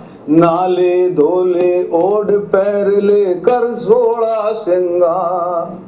अरे आज नहीं तो तड़के परसों आएंगे तेरे लेवनहार, मालिक घर जाना से। ये शब्द किसने गाया? ये धुनीदास जी ने, कबीरपंथी। अरे मंत्री जी एक बार बोल देते। धुनीदास जी से ज्यादा तो ये शब्द सतगुरु रामपाल जी ने गाया। सतगुरु रामपाल जी ने, कबीरपंथी धुनीदास जी ने गाया ये शब्द। सतगुरु रामपाल जी का कोई नामो निशान नहीं, क्योंकि मंत्री जी को शर्म आ रही है। शर्म आ रही है मंत्री जी को कि जेल में बैठे हुए एक व्यक्ति का मैं कैसे नाम लूं। जब ये वीडियो हरियाणा की जनता में जाएगा तो लोग क्या सोचेंगे मेरे बारे में, कि एक जेल में बैठे हुए, देशद्रोह का मुकदमा लगवाकर जेल में बैठे हुए व्यक्ति की मंत्री जी प्रशंसा कर रहे हैं। जनता मेरे बारे में क्या सोचेगी? मंत्री जी अपनी इज्जत रक्षा के लिए सतगुरु रामपाल जी का नाम तक नहीं ले रहे, जबकि धूणी दास जी से ज्यादा शब्द ये सतगुरु रामपाल जी ने अपने प्रवचनों में गाया, संगत में गाया। और कबीर परमात्मा का ये शब्द है जो धूणी दास जी ने गाया, कैसा सिला दिया तूने मेरे प्यार का, यार ने ही लूट लिया घर यार का। जैसे ही राजनेताओं का सवार सिद्ध हुआ, रैली समाप्त हुई, कोई नामो निशान नहीं संत रामपाल जी का, ना उनकी संगत का। और जाओ रैलियों में और कराओ अपने गुरु जी की बदनामी, तोड़ो अपनी मर्यादाएं जम के। गुरु यही देख रहा है बैठा बैठा कि ये काल इनको कितना नीचे गिरा सकता है, ये लोग मूर्खता की किस हद तक पराकाष्ठा पार कर सकते हैं। तो मंत्री जी कह रहे हैं कि आपने वो शब्द सुना ही नहीं जो धूणी दास जी ने गाया, कबीर पंथी ने। और मंत्री जी वो शब्द गा रहे हैं कि होले सुहागन सुनता त्यार मालिक घर जाना है, नाले धोले ओढ़ पैर ले कर सोला श्रृंगार, आज नहीं तो तड़के परस्यों आवेंगे तेरे लणी हार, मालिक घर जाना है। और मंत्री जी कह रहे हैं इसकी गहराई को समझना, जबकि इस शब्द की गहराई का मंत्री जी को भी नहीं पता। अगर इस शब्द की गहराई का मंत्री जी को पता होता तो मंत्री पद को 2 मिनट में ठोकर मार देते, 2 मिनट में, और भक्ति मार्ग में आ जाते, यथार्थ कबीर पंथ में। अब मंत्री जी को भी इसका मतलब समझाएंगे और वीडियो देख रहे भाई बहनों को भी इसका मतलब समझाएंगे, जो शब्द सतगुरु रामपाल जी ने गाया भी और बखूबी समझाया भी। तो गुरुदेव के आशीर्वाद से ये पवित्र पुस्तक छपी है, सतगुरु शब्द महिमा संग्रह। इसमें लगभग गुरुदेव के ज़्यादातर शब्दों को संग्रहित किया गया है। तो गुरुदेव की महिमा करते हैं। मंत्री जी ने हमें एक मौका दे दिया, क्योंकि मंत्री जी तो सामने वाले को इस शब्द का अर्थ समझा नहीं पाए, लेकिन आप और हम सतगुरु रामपाल जी के भक्तों को जिस प्रकार से गुरुदेव ने समझाया है, हम समझाने का प्रयास करेंगे। बंदी छोड़ सतगुरु रामपाल जी परमेश्वर जी की जय हो। होले सुहागण सुरता त्यार मालिक घर जाना है तू तो, होले सुहागण सुरता त्यार मालिक घर जाना है तेरा, सुन शिखर भर तार मालिक घर जाना है तेरा, सुन शिखर भर तार मालिक घर जाना है। परमात्मा आत्मा को जगा रहे हैं, आत्मा को चेता रहे हैं कि हे प्यारी आत्मा, तुझे असंख्य जन्म हो गए इस काल की गंदी राजनीति में, गंदी व्यवस्था में सड़ते हुए। कितनी बार तू राजा बना, महाराजा बना, देव पद को प्राप्त हुआ, ब्रह्मा विष्णु महेश तक के पद भी तूने प्राप्त किए हैं। तू सुरग भी गया, महासुरग भी गया। उसके बाद इस काल ने तेरे को लक 84 में गधा कुत्ता सुअर भी बनाया। करोड़ों जन्म तेरे राजा के हुए, कोटि जन्म तू राजा की न मिटी न मन की आशा, भिक्षुक होकर दर दर घूम लिया, मिला न निर्गुण राशा। अर्थात ये आत्मा युगों युगों से हर प्रकार से दुखी हो चुकी है, भक्ति कर करके, तपस्याएं कर करके, हर प्रकार के यत्न किए परमात्मा प्राप्ति के लिए, लेकिन वो परमात्मा नहीं मिला। और जब वो परमात्मा आता है गुरु रूप में, सतगुरु रूप में, उस समय परमात्मा ज्ञान देता है, तत्व ज्ञान देता है, सृष्टि रचना बताता है, शास्त्रों का निष्कर्ष निकाल के बताता है। और उसके बाद गुरुदेव फिर उन आत्माओं को कहता है कि होले सुहागण सुरता त्यार, सुरता यानी आत्मा, कि इतने वचन सुनकर, इतने प्रवचन सुनकर, इतना ज्ञान लेकर, इस काल के दुखों से परिचित होकर, हे आत्मा अब तो तू तैयार हो जा उस मालिक के घर चलने के लिए, शतलोक चलने के लिए।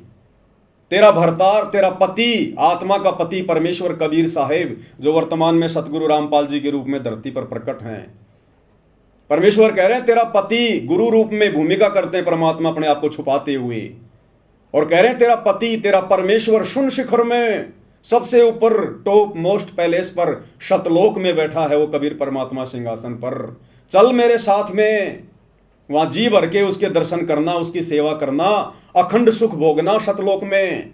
वहां ना गधा बनना, ना कुत्ता बनना, ना सुअर बनना, ना कोई राजनेता बनना, ना कोई रैलियों की चिंता, कोई टेंशन नहीं वहां पर। तो आत्मा को जगा रहे हैं। होले सुहागण सुरता त्यार, मालिक घर जाना है तू तो। होले सुहागण सुरता त्यार, मालिक घर जाना है तेरा, सुन शिखर भर तार, मालिक घर जाना है। अब आगे जो लाइन मंत्री जी ने गा के सुनाई लेकिन अर्थ नहीं बताया। नाले धोले ओड पैर लेकर 16 श्रृंगार, नाले धोले ओड पैर लेकर 16 श्रृंगार, आज नहीं तो तड़के परस्यों आवेंगे तेरे लैणी यार, मालिक घर जाना है तू तो। होले सुहागण सुरता त्यार, मालिक घर जाना है तेरा, सुन शिखर भर तार, मालिक घर जाना है। क्या कह रहे हैं परमात्मा? नाले धोले ओड पैर ले। अब ये नहाना क्या है? गुरुदेव ने बताया, सत्संग रूपी सरोवर में नहा ले डुबकी लगा लगा के, सत्संग के प्रवचन सुनकर अपना सारा मैल साफ कर ले। नाले धोले, धोले यानी अपनी आत्मा के उन मैल को साफ कर ले, अपने पाप कर्मों को सच्चे सतगुरु से नाम लेकर उन सारे पाप कर्मों को साफ कर ले, आत्मा की गंदगी को हटा ले जो जंग की तरह जमी हुई है असंख्य युगों से। नाले धोले ओढ़ पैर ले। ओढ़ना और पैरना क्या है?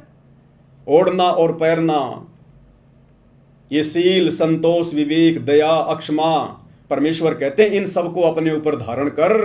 नाले धोले ओढ़ पैर ले कर 16 श्रृंगार।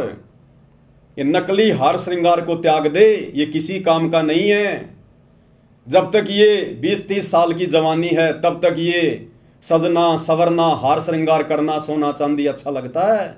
उसके बाद में कुछ नहीं। शीशे में मुंह देखना भी बूढ़ा आदमी, बूढ़ी औरत पसंद नहीं करती। तो परमात्मा कहते हैं ये तो नकली जवानी है और ये नकली हार श्रृंगार हैं। इन नकली हार श्रृंगार को छोड़ दे, भक्तों को शोभा नहीं देते। साधु सोई जो सीधा चाल है। और मालिक कह रहे हैं नाले धोले ओढ़ पैर ले कर 16 श्रृंगार। आत्मा के 16 श्रृंगार, आत्मा के 16 आभूषण जिनके बारे में दुनिया जानती भी नहीं है। लेकिन ये आत्मा के 16 श्रृंगार, 16 आभूषण आत्मा उस समय धारण कर पाएगी जब ये नकली हार श्रृंगार को उतारेगी, सोने चांदी आर्टिफिशियल ये ज्वेलरी वगैरह को पहनना छोड़ेगी। अरे परमेश्वर ने हमें इतना सुंदर मनुष्य शरीर दिया है, जिसका जैसा संस्कार था वैसा उसका रंग रूप है। परमेश्वर ने कोई कमी बना के हमें मां के गर्भ से बाहर भेजा है क्या? जो हम गहने वाने पहन के, बिंदी सिंदूर लगा के, मेकअप माकअप करके हम और ज्यादा सुंदर दिखने की चाहत में घूमते रहते हैं। क्या भगवान ने मां के पेट में हमारे को बनाते समय, इस चोले को बनाते समय कोई कमी छोड़ दी क्या? क्या हम भगवान से भी ज्यादा समझदार हैं क्या? अगर नाक में ये नथ पहनने से और गले में हार पहनने से, माथे पर बिंदी लगाने से, सिंदूर लगाने से, कान में यदि सोने चांदी के वो कुंडल पहनने से अगर ज्यादा सुंदर लगते हैं तो वो भगवान मां के गर्भ में एक एक छेद निकाल के भेज देता। वो परमात्मा तो सोने चांदी के आभूषण भी लगा के भेज देता मां के गर्भ से। महाभारत के युद्ध में आपने वो कर्ण को तो देखा होगा, सोने का कवच था उसका, सोने का कवच, पैदाइशी सोने के कुंडल थे उसके, पैदाइशी। क्या परमात्मा आप और हमारे लगा के नहीं भेज सकता था? लेकिन हम बिना ज्ञान के, बिना आध्यात्मिक ज्ञान के, परमात्मा के द्वारा जो रचना की गई है स्त्री या पुरुष की मां के गर्भ में, हम उसमें छेड़खानी करते हैं। नाक में छेद निकलवा लिया, कान में निकलवा लिया, तरह तरह के आभूषण धारण कर लिए। ये परमेश्वर की बेइज्जती करना है कि आपको ढंग से मूर्ति बनानी नहीं आई मां के गर्भ में, आपने सुंदर बना के नहीं भेजा। सुंदर तो अब लगेंगे हम ये काल के नकली आभूषण पहन के। इसलिए आम समाज पहने तो पहने, जो लोग भक्तिहीन हैं, नकली भक्ति कर रहे हैं, जिनको भक्ति और भगवान की ABCD का भी नहीं पता, वो तो जो मर्जी पहने, जो मर्जी खाएं, जो मर्जी करें, उनसे हमें कोई लेना देना नहीं। लेकिन जब ये आत्मा सतगुरु की शरण में आ जाती है, जैसे आज धरती पर एकमात्र सतगुरु रामपाल जी, इनकी शरण में आने के बाद फिर हमने नकली आभूषणों को त्यागना पड़ेगा। आत्मा को शब्द के माध्यम से चेता रहे गुरुदेव कि नहा ले, धो ले, ओढ़ पैर ले, कि सत्संग रूपी सरोवर में डुबकी लगा लगा के नहा ले, मल मल के अपना मैल उतार ले। और कल 16 श्रृंगार, अब आत्मा के 16 श्रृंगार कौन से हैं जिनको धारण किए बिना हम अपने सतगुरु को प्यारे नहीं लगेंगे। जैसे आम समाज में स्त्री तरह तरह के श्रृंगार करती है, किस लिए? ताकि मैं अपने पति देव को सुंदर लगूं। इसी प्रकार आत्मा के 16 श्रृंगार भगत ने करने पड़ेंगे, जो 16 श्रृंगार हमें गुरुदेव ने दिए हैं, जो बताए हैं। ये साध संगति का लोगो जो इस लैपटॉप के पीछे लगा हुआ आप जी देख रहे हैं, पीले कलर का, और इस पुस्तक के पीछे भी ये लोगो लगा हुआ है। इस लोगो में 16 श्रृंगार लिखे हुए हैं आत्मा के। और गुरुदेव ने कबीर सागर का सरलार्थ करते समय स्पष्ट रूप से लिख दिया कि जब तक आप मेरे से उपदेश लेकर इन तमाम आत्मा के श्रृंगारों को पूर्णतया अपने ऊपर धारण नहीं करोगे, आप मोक्ष प्राप्ति के योग्य नहीं हो सकते। तो कौन से 16 श्रृंगार हैं? मंत्री जी तो जानते भी नहीं उनके बारे में, जो गुरुदेव ने बताए। सबसे पहला, भक्ति कर निज जीव उबारे, यानी सतगुरु से नाम दीक्षा लेकर ज्ञान को आधार बनाकर भगत का एक ही टारगेट होना चाहिए कि किस प्रकार से मेरा आत्म कल्याण हो, मेरे जीव का कल्याण हो, मैं 84 लाख योनियों में जाने से बचूं। सबसे पहला आभूषण भगत की ये सोच होनी चाहिए, भगत का ये टारगेट होना चाहिए कि भक्ति कर निज जीव उबारे। परमात्मा कहते हैं आत्म प्राण उद्धार ही और धर्म नहीं कोई। अपनी आत्मा का उद्धार करवा ले, इससे बढ़कर दुनिया में कोई धर्म नहीं। दूसरा, ज्ञान को आधार बनाकर जो सतगुरु हमें ज्ञान देते हैं, जो तत्व ज्ञान देते हैं, निष्कर्ष निकालकर यथार्थ ज्ञान, सत्य ज्ञान, उस ज्ञान को आधार बनाकर, यानी उस ज्ञान के ऊपर अमल करके हम भक्ति सफल कर सकते हैं। विवेक, अब ये विवेक लगाने की बात थी। ये जब भगत समाज को आश्रम में बुलाया गया और उसके बाद जब 500 बसें आई, उन बसों में उनको बैठकर रोहतक के पैरावर में परशुराम जयंती में जाने के लिए कहा गया, तो उस समय भक्तों ने अपना विवेक लगाना चाहिए था कि भाई हम तो गुरु जी के दर्शनों के लिए आए थे, हमें वहां पर क्यों भेजा जा रहा है, हमारा क्या लेना देना मंत्री जी की रैलियों से। हम इतनी दूर से चलकर यहाँ पर मंत्री जी की रैली को सफल बनाने आए हैं क्या? परशुराम जी की जयंती से हमें क्या लेना देना? हमारे क्या लगे परशुराम जी? जिन लोगों के लगे वो अपना मनाए। जब दुनिया वाले हमारे गुरु जी का प्रकट दिवस मनाने के लिए आश्रम में नहीं आ रहे, तो हम परशुराम जी की जयंती मनाने क्यों जाएं भाई? तो यहां पर भक्तों ने विवेक का इस्तेमाल करना चाहिए था, लेकिन नहीं किया। चौथा, सत्य, भगत को हमेशा सत्य भाषण करना चाहिए। सत्य बोलने में जो भी कठिनाई आती है, गुरुदेव ने बताया, भगत का तप बनता, तप भक्ति बनती है। तो भगत ने हमेशा सत्य भाषण करना चाहिए। शांति निज धर्मा, भगत ने अपने जीवन में शांति को लाना चाहिए। हड़बड़ाहट में नहीं जीना चाहिए, जल्दबाजी में फैसले नहीं लेने चाहिए। शांति रखनी चाहिए भगत ने अपने गुरुदेव पर विश्वास करके कि मैं बिल्कुल पावरफुल हाथों में हूं, सतगुरु के हाथों में आ गया, मैं तो सतगुरु की जो है वो कठपुतली हूं, मेरा तो आत्म कल्याण निश्चित है, मेरा अब कुछ नहीं बिगड़ सकता, काल का विधान मेरे ऊपर लागू नहीं है जब तक मैं गुरु की मर्यादा में रह के भक्ति करूंगा। तो इन सारी बातों को सोचकर भगत ने अपने जीवन में शांति लानी चाहिए कि मेरा तो आत्म कल्याण निश्चित है। जब भगत को ये पूरी तरह से कन्फर्म हो जाएगा कि मेरा आत्म कल्याण निश्चित है, तो फिर चिंता किस बात की होगी, फिर टेंशन किस बात की होगी। आदरणीय गरीबदास जी ने कहा कि अजब नगर में ले गए हमको सतगुरु आण, और जिलके बिंब अगाध गति हम सूते चादर ताण। जब आदरणीय गरीबदास जी कबीर परमात्मा के साथ में गए, सतलोक देख कर आए, जब सारी व्यवस्था देख ली अपनी आंखों से कि हाँ बिल्कुल सत्य, परम सत्य, हम तो काल के जाल में फंसे हुए हैं, ये काल हमें 84 में ठोकता है, नरक में ठोकता है, थोड़े बहुत दिन के लिए राजा महाराजा बना देगा, देवता बना देगा, उससे ज़्यादा कष्ट फिर ये नरक में देता है। फिर ऊपर सतलोक में गए, वहाँ के सुख देखे, ठाट बाट देखे।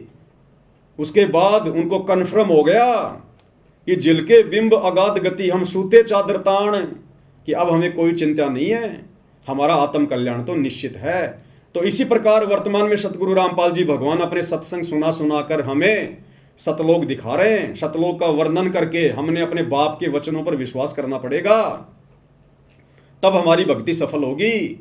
हर किसी को सतलोक नहीं दिखाएगा परमात्मा। उन आत्माओं को केवल अपना गवाह बनाना था, इसलिए सतलोक दिखाया। वर्तमान में सबको नहीं दिखाएगा। हमने उस सुयोग्य बेटी की तरह अपने बाप के ऊपर विश्वास करना पड़ेगा। जिस बेटी का बाप अपनी बेटी का रिश्ता तय करके आता है और आकर उसकी माँ को बताता है कि ऐसा ऐसा घर है, ऐसा ऐसा लड़का है, ऐसा उसका बिजनेस है, और लड़की कान लगाकर सुनती रहती है। लड़की अपने बाप के ऊपर अविश्वास नहीं करती कि मेरा बाप है, ये मेरे भविष्य का फैसला आंख बंद करके नहीं करेगा। और वो बेटी आंख बंद करके उस पराये घर में चली जाती है अपने बाप पे विश्वास करके। तो हमारा बाप, आत्मा का बाप सतगुरु रामपाल जी भगवान, ये कबीर परमात्मा, और ये तो हमें बिल्कुल प्रमाणित सत्य बता रहे हैं। ये भी नहीं कह रहे कि खाली मेरी बातों पे यकीन करो। देखो तुम्हारी गीता, वेद, कुरान, पुराण, बाइबल में, और उसके बावजूद भी अगर हम विश्वास नहीं करेंगे, चादर तान के नहीं सोएंगे, तो हमारे जीवन में फिर शांति कैसे आएगी। तो हमने गुरु के वचनों पर विश्वास करके संसार की व्यवस्था से हटके अपने अंदर शांति पैदा करनी पड़ेगी। तो पांचवा क्या लक्षण बताया गुरुदेव ने? शांति निज धर्मा। छठा संतोष। जब इतना सब कुछ क्लियर हो जाएगा, ज्ञान को आधार बना के भक्ति करेंगे, गुरु जी के वचनों पे चलेंगे, हर प्रकार से मर्यादा में रहेंगे, तो संतोष तो फिर ऑटोमेटिक आएगा। ये तो फिर बायो प्रोडक्ट है, ऑटोमेटिक फिर हमारे अंदर संतोष पैदा हो जाएगा। जब इतना ज्ञान हो जाएगा, जब इतना बुद्धि विवेक से हम भक्ति मार्ग के फैसले लेंगे, तो फिर संतोष तो ऑटोमेटिक पैदा होगा। प्रेम भाव, अपने सतगुरु में प्रेम भाव, अपने बच्चों में भी प्रेम, माता पिता में भी प्रेम, लेकिन वो प्रेम अलग है। सतगुरु से हमने विशेष प्रेम करना है। अपने परिवार में, समाज में, रिश्तेदारी में तो केवल इतना ही प्रेम करना है कि हमारा बस काम निकल जाए।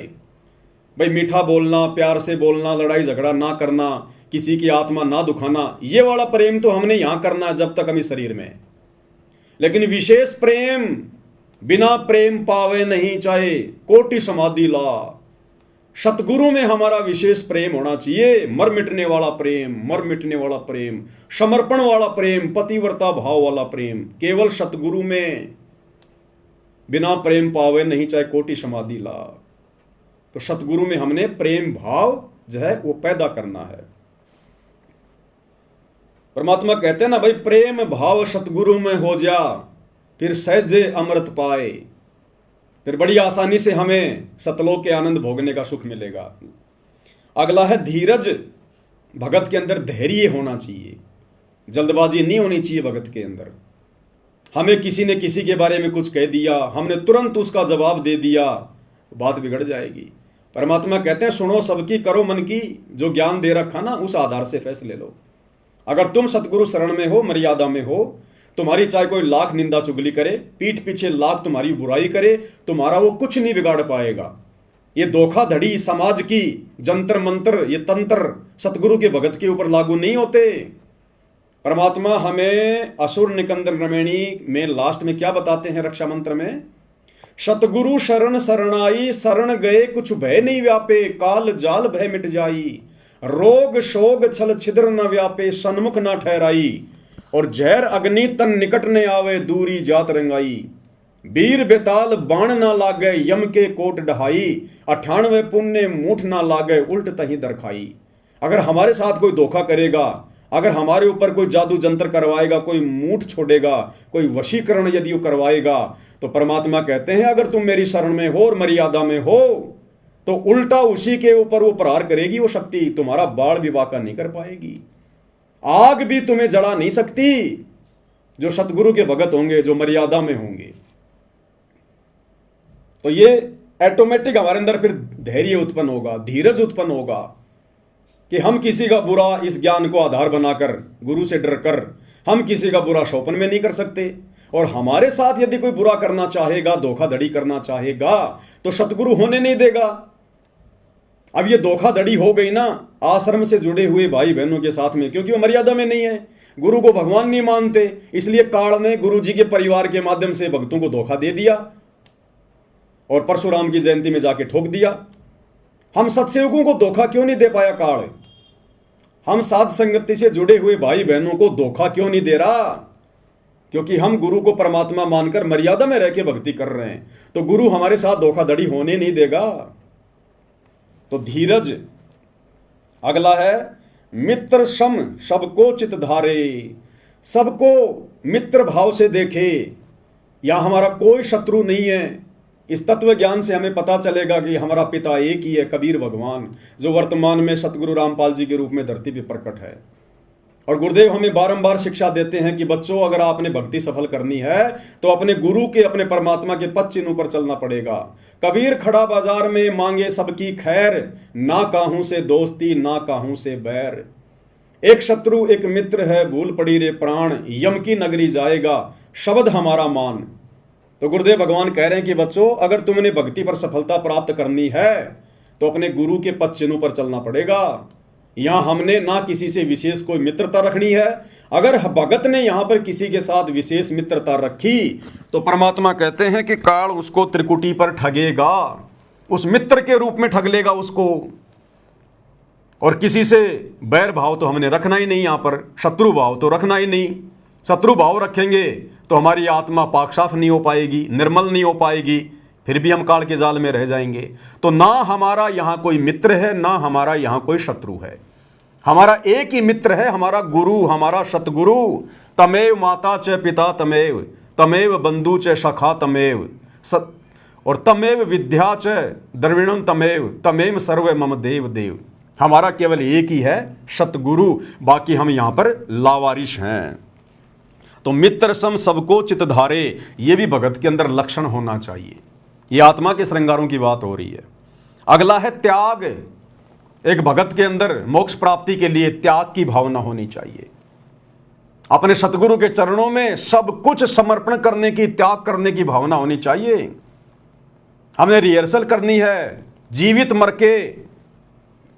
जीवित मरने का मतलब है हमने यहां किसी भी चीज में कोई विशेष इच्छा जाहिर नहीं करनी। दूसरों की देखा देखी हमने अपने मन को अशांत नहीं करना, विचलित नहीं करना। अगर कल गुरुजी आ गए विमान लेके कि बेटा चल सतलोक, क्या हम सब कुछ त्यागने को तैयार हैं? क्या हमें इस कदर ज्ञान हो चुका है कि हम इस काल की नश्वर संपत्ति को अपना नहीं मान रहे? हम एक पल में सब कुछ छोड़ने को तैयार हैं या नहीं है? तो हमने रिहर्सल करनी है ये, गुरु के सत्संग सुनकर, ज्ञान को आधार बनाकर, साध संगति के माध्यम से, कि ना जाने मेरा लेने वाला, मेरा लणिहार वो कब आ जाए और मुझे उसके साथ में चलना पड़ जाए। जब लड़की का लणिहार आ जाता है उसको लेने के लिए और वो लड़की सब कुछ छोड़ छाड़ देती है 2 मिनट में, लेके अपना बक्सा और अपने पति के साथ में चल पड़ती है। जिस माँ बाप ने उस लड़के को 20 साल तक पाला पोसा, उसकी जरूरतों को पूरा किया, अब उस लड़के का विशेष प्रेम अपने पति में बन गया। पति में, उस पति के लिए अपने माँ बाप के घर को भी छोड़ देगी, अपने सास ससुर को भी छोड़ देगी। जब न्यारे होते हैं, 2 भाई अलग अलग होते हैं, तो 2 मिनट में वो लड़की सबको छोड़ छाड़ के और अपने पति की तरफ जाके खड़ी हो जाती है। तो इस काल लोक को जो गुरुदेव ने दिखा दिया, बता दिया, ये खोकापुर झूठा लोक, हर चीज नश्वर, ये नष्ट होता है। असंख्यों बार यहां पर महाप्रलय हो चुकी है, सब कुछ नष्ट हो जाता है, मिट्टी मिट्टी हो जाता है। फिर यहां हमारा है क्या? तो गुरुदेव कह रहे हैं आपके अंदर इतनी त्याग की भावना होनी चाहिए, इतनी प्रबल, कि मेरे गुरु के एक इशारे पर सब कुछ छोड़ छाड़ के, आत्मा से छोड़ना पड़ेगा, शरीर से नहीं। शरीर से तो सबका ही छूटता है मरने के बाद में। जिसने जीवित मरने की रिहर्सल कर ली, जिसने ज्ञान को आधार बना के कि यहां मेरा कुछ नहीं है, ये 21 ब्रह्मांड तो मेरे बाप ने, सतगुरु रामपाल जी भगवान ने काल को भीख में दिए उसकी तपस्या के बदले। अगर इसी 21 ब्रह्मांड की संपत्ति पर भी यदि किसी का अधिकार है तो काल का अधिकार है, मेरा नहीं है। ये मेरा देश नहीं है, मेरा घर नहीं है। होले सुहागण सुरता त्यार मालिक घर, जाना है तेरा सुन शिखर बरतार। हमारा पति ये काल नहीं है, हमारा पति कबीर साहब है, जो वर्तमान में सतगुरु रामपाल जी के रूप में हमें लेने के लिए आए हुए हैं। तो परमेश्वर कह रहे हैं भगत के अंदर त्याग की भावना भी होनी चाहिए, वैराग, हमारे अंदर वैराग उत्पन्न होना चाहिए, हमारी आंखों से आंसू निकलने चाहिए सतगुरु को याद करके, काल के दुखों को याद करके, सतलोक के सुखों को याद करके। हमारे अंदर वैराग्य उत्पन्न होना चाहिए अपने गुरु जी के प्रति, अपने महबूब के प्रति, कि परमेश्वर आपने कैसे दया बख्शी, अनंत युगों से परमात्मा आप हम नीचों के पीछे भटक रहे हो, हमारे लिए इस गंदे लोक में आकर, जिस लोक की तरफ सतलोक जाने के बाद कोई देखना भी पसंद नहीं करता, आप इस गंदे लोक में आते हो, यहाँ रहते हो, एक पूरा जीवन लीला करते हो, ये परमेश्वर हम नीचों के लिए। तो इन सब बातों को विचार करके अपने गुरु जी के प्रति प्रेम उमड़ना चाहिए, वैराग्य होना चाहिए। निष्कर्मा, भगत ने कोई भी कार्य निष्क्रम भाव से करना चाहिए। लोभ, लालच, छल, कपट, राग, द्वेष भगत के नजदीक भी नहीं होना चाहिए। गुरुदेव भगवान सत्संगों में समझाते हैं, मैं पवनदास कोई उपदेश नहीं दे रहा, मैं भी आपकी तरह दो कोटि का जीव हूं, मालिक का विधान आपको बता रहा हूं, ये मेरे ऊपर भी लागू है, सब पे लागू है। ये निष्कर्मा और भक्ति हमने निष्कर्म भाव से करनी है। इस भक्ति के प्रतिफल में हमने कोई सांसारिक डिमांड अपने गुरु से नहीं करनी, कोई इच्छा अपने मन में नहीं करनी। दंडवत करते समय, आरती करते समय, मंत्र जाप करते समय, हमारा बाप, हमारा गुरु अंतर्यामी है, उन्हें सब पता है हमें कब किस चीज की आवश्यकता है। और ये सावड़सा सेठ है, सर्वशक्तिमान है, फिर भला इनसे मांगने की जरूरत क्या है। अगर हम मर्यादा में रह के भक्ति करेंगे, अगर भक्ति सही प्रकार से करेंगे, तो गुरु हमें किसी चीज के अभाव में रहने नहीं देगा। गुरुदेव ने हमें बताया कि बच्चों तुम्हें तो मांगना भी नहीं आता, क्या मांगना चाहिए अपने गुरुदेव भगवान से? भक्ति दान मोहे दीजियो देवन के देवा हो, भक्ति दान गुरु दीजियो देवन के देवा हो, जन्म पाया भूलों नहीं करहूं पद सेवा हो। गुरुदेव ने बताया कि तुमने केवल भक्ति मांगनी चाहिए अपने गुरु से, अपने भगवान से, केवल भक्ति। भक्ति में सब कुछ आ गया। गुरुदेव ने एक उदाहरण दिया, एक पिता ने अपने बेटी की शादी कर दी, कुछ समय के बाद में बेटी और उसकी सास का आपस में झगड़ा रहने लगा। तो सास ने अपनी पुत्र वधू के बाप को बुलाया। उसने कहा जी क्यों बुलाया, क्या बात है? बोला जी आपकी जो लड़की है ना इसको ले जाओ आप। बोला जी क्यों, कोई बात भी होगी? बोला जी ये किसी चीज को छोड़ती नहीं है, ये किसी चीज को नहीं छोड़ती है। दही ये खा जाती है, मलाई ये खा जाती है, घी ये खा जाती है, छाछ ये पी जाती है, ये छोड़ती नहीं किसी चीज को। तो उस पिता ने अपनी बेटी से कहा कि बेटी तू एक काम किया कर, तू छिक के दूध पी लिया कर, ये मलाई फलाई घी घा छोड़ दे, तू दूध पिया कर ढंग से। दूध में दही भी आ गया, छाछ भी आ गई, मलाई भी आ गई, मक्खन भी आ गया और घी भी आ गया, तन और कुछ खाने की आवश्यकता नहीं पड़ेगी। तो इसी प्रकार गुरुदेव कह रहे हैं बच्चों तुम मर्यादा में रह के भक्ति कर लो, अपने गुरु के वचन में रह के समाज से संघर्ष करो मर्यादाओं के लिए। तुमने उसके बाद अपने गुरु से या समाज से किसी से कुछ मांगने की जरूरत नहीं पड़ेगी, तुमने हाथ फैलाने की जरूरत ही नहीं पड़ेगी। वो अंतर्यामी तुम्हें समय से पहले देगा, समय से पहले, उसको सब पता है। जब तुम अपने गुरु पर आश्रित हो जाओगे ना, ये जीव अभाव में उसी समय तक रहता है जब तक गुरु के प्रति समर्पित नहीं है। गुरुदेव ने उदाहरण दिया कि एक 6 महीने का बच्चा, साल भर का बच्चा, वो पूर्णतया अपने माता पिता पे जो है वो आश्रित होता है, समर्पित होता है। और माता पिता सर्दी आने से पहले उसके मोजे, जूते, स्वेटर, कोट पहले व्यवस्था कर लेते हैं। उस बच्चे को नहीं पता कि आगे क्या होने वाला है, सर्दी आएगी या गर्मी आएगी या ओले गिरेंगे, लेकिन वो बच्चा अपने माता पिता पे समर्पित है। इसलिए माता पिता को चिंता है, जो जाकी शरणा बसै ताको ताकी लाज, जल स्यों ही मछली चढ़ जाती बह जाते गजराज। तो जब हम अपने गुरुदेव पर आश्रित हो जाएंगे पूर्णतया, फिर देखना ये परमात्मा खुले हाथ से हमें इस गंदे लोक के सुख भी भुगवाएगा। तो हमने केवल भक्ति मांगनी है परमात्मा से, और निष्क्रम भाव से भक्ति करनी है, कोई डिमांड नहीं करनी हमने गुरुदेव से। परमात्मा कहते हैं जब लग भक्ति सह कामना तब लग निष्फल सेव, और कहे कबीर वे क्यों मिले निष्कामी निज देव। जब लग भक्ति सह कामना, जब तक आप इस सतगुरु की भक्ति को मन में किसी प्रकार की डिमांड या इच्छा रख के करते हो, तब लग निष्फल सेव, तुम्हारी पूजा तुम्हारी भक्ति निष्फल है, बेकार है। और कहे कबीर वे क्यों मिले निष्कामी निजदेव, वो परमात्मा तो निष्काम भक्ति करने वालों को प्राप्त होता है, तुम्हें क्यों मिलेगा। तो निष्कर्म भाव से हमने भक्ति करनी है। निर्दोषा धोखा रहित, भगत ने किसी के साथ सौपन में भी धोखा करना तो दूर सोचना भी नहीं है, क्योंकि भगत अगर धोखा करेगा तो आत्मा निर्मल कैसे होगी, सतगुरु प्रसन्न कैसे होगा जो घट में बैठा हुआ है। गंदी जगह में तो फिर सतगुरु बैठेगा ही नहीं, और सतगुरु यदि घट से बाहर निकल गया तो दूसरा कौन है फिर, काल, वो आ बैठेगा, सारे उल्टे काम होंगे फिर। तो निर्दोषा यानी धोखा रहित होना चाहिए भगत को। परमात्मा कहते हैं कबीरा आप ठगाइए और न ठगिए कोई, अरे आप ठगाए सुख होता है, औरों को ठगे दुख होए। अगर हमारे साथ कोई धोखाधड़ी करके हमारे साथ धोखा कर रहा है तो उसमें हमने संतोष करना चाहिए, कोई बात नहीं भाई, परमात्मा और देगा, समर्थ मेरे साथ में है, कोई चीज की कोई कमी नहीं है। लेकिन हमारे मन में दूसरों के साथ में ठगी करने का अगर विचार भी आ गया, धोखा करना ठगी करना तो बहुत दूर की बात है।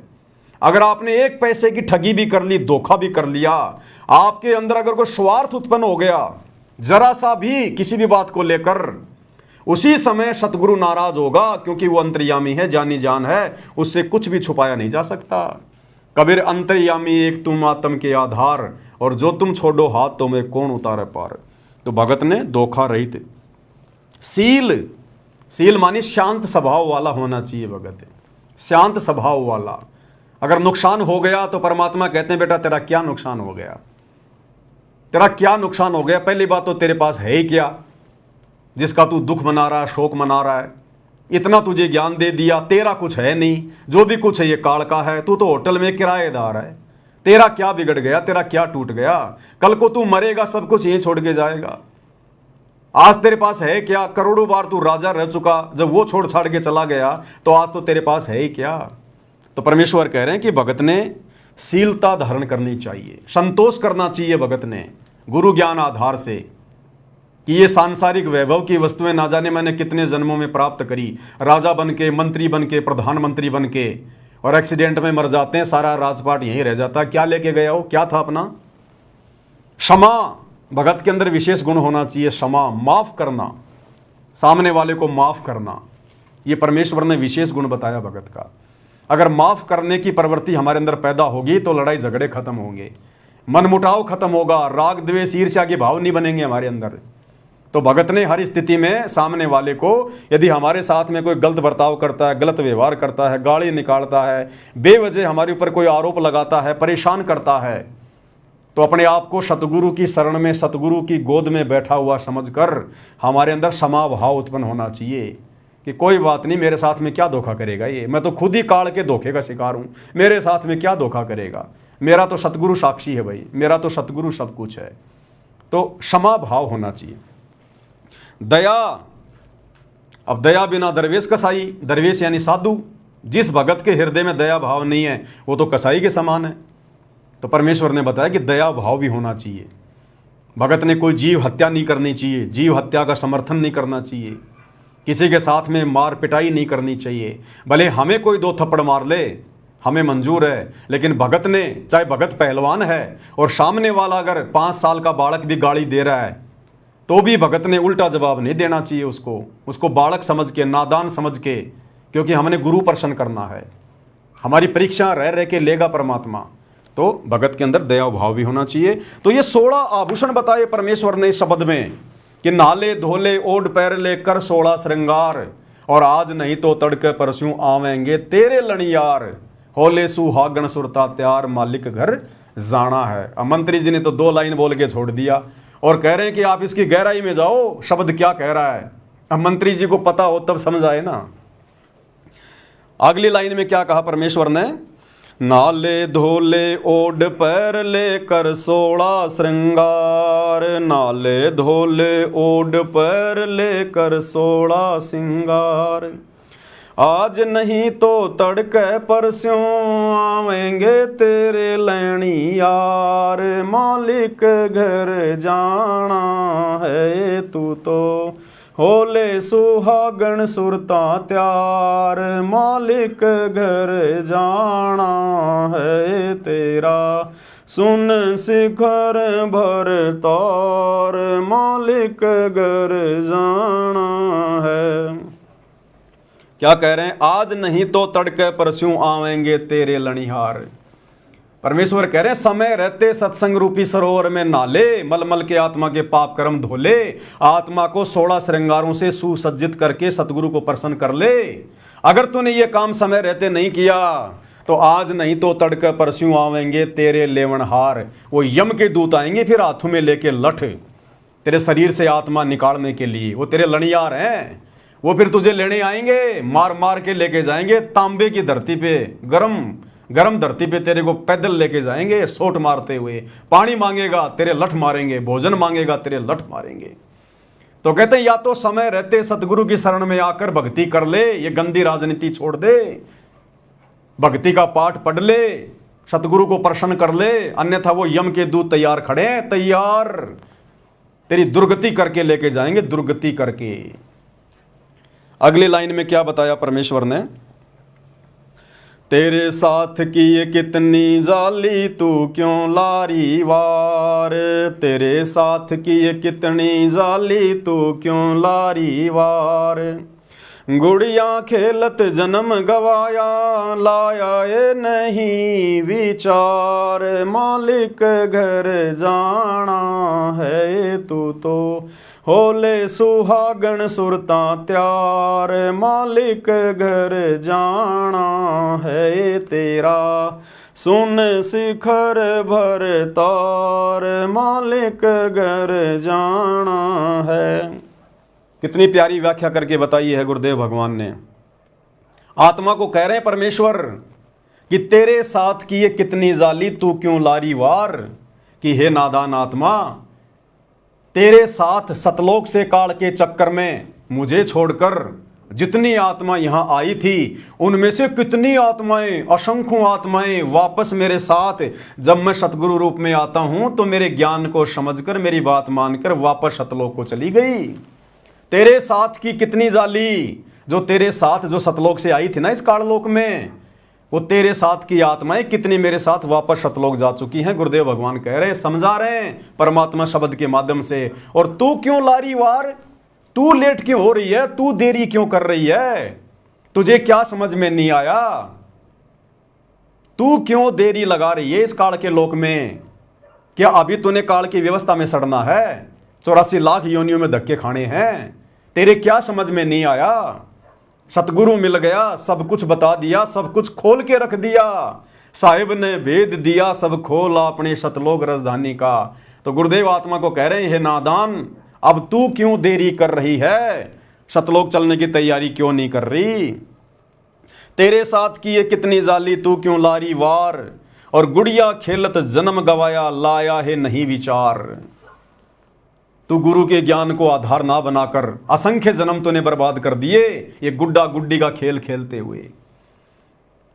इस काल के लोक में बच्चे पैदा करना, बड़ी गाड़ी लेके आना, बड़ी कोठी बनाना, बड़े बड़े बिजनेस सेट करना, मंत्री पद प्राप्त करना, दुनिया पे राज करने की सोचना, दुनिया भर की संपत्ति इकट्ठी करने की सोचना। कहते हैं ये तो गुड्डा गुड्डी का खेल है, गुड्डा गुड्डी का खेल। और ये झूठा खेल खेलते हुए तेरे को असंख्य जन्म बीत गए, असंख्य जन्म, तेरे कुछ भी हाथ नहीं लगा, तू भिखारी की भिखारी है। परमात्मा कहते हैं जिस प्रकार एक जुआरी व्यक्ति जुए में हारकर अंत में हाथ मलता हुआ जाता है, कहे कबीर अंत की बारी जैसे हाथ झाड़ चले जुआरी। कहते हैं अगर तू सतगुरु के ज्ञान को ध्यान में नहीं रखेगी, भक्ति नहीं करेगी, तो अंत में ये गुड्डा गुड्डी का खेल खेलते हुए जब तेरा शरीर छूटेगा ना, तू खाली हाथ जाएगी यहां से। ये मंत्री पद, ये राजपद, ये प्रधानमंत्री का पद, ये हाथी घोड़े, ये संपत्ति, ये बेटा बेटी, रिश्तेदार, तेरे साथ में कोई नहीं जाएगा। इन सब को प्राप्त करने के लिए तूने जो जीवन बर्बाद कर दिया, जो झूठा खेल खेला है, जो पाप कर्म तूने इकट्ठे किए हैं, कहते हैं फिर वो पाप कर्म की गठड़ी बांध के लेके जाएगी तू, फिर नरक में भोगेगा, 84 लाख में भोगेगा। तो परमेश्वर आत्मा को जगा रहे हैं, गुड़िया खेलत जन्म गवाया, लाया है नहीं विचार, मालिक घर जाना है। आगे क्या कह रहे हैं गुरुदेव? सतगुरु म्हारे बाणिया है करते बिणज व्यवहार। सतगुरु म्हारे बाणिया है करते बिणज व्यवहार। बिन डांडी बिन पालड़े है तोल दिया संसार। मालिक घर जाना है तू तो होले सुहागण सुरता त्यार। मालिक घर जाना है तेरा सुन शिखर भर तार। मालिक घर जाना है। सतगुरु म्हारे बाणिया है करते बिणज व्यवहार। जो बाणिया होता है, जो लालाजी होता है ना, सेठ वैश्य, वो किस तरह से अपना व्यापार करता है। वो ठगी का काम नहीं करता, एक एक पैसे का हिसाब रखता है। तो कहते हैं हमें जो सतगुरु मिल गए ना, वो बाणिये की तरह हैं और भक्ति रूपी ये बिणज कर रहे हैं। भक्ति का सौदा करने आए सतगुरु। भक्ति मुक्ति के दाता सतगुरु भटकत प्राण फिरंदा। उस साहिब के हुक्म बिना नहीं तरवर पात फिलंदा। तो हमारे सतगुरुदेव ने, हमारे भगवान ने आज ये भक्ति रूपी सौदा बिल्कुल खरा खरा कर दिया। खरा खरा सारे धर्मशास्त्रों का निष्कर्ष निकाल के रख दिया, निचोड़ निकाल के रख दिया। हर धर्म के मानने वाले के धर्मशास्त्रों का खरा खरा सौदा कर दिया। सतगुरु म्हारे बाणिया है करते बिणज व्यवहार।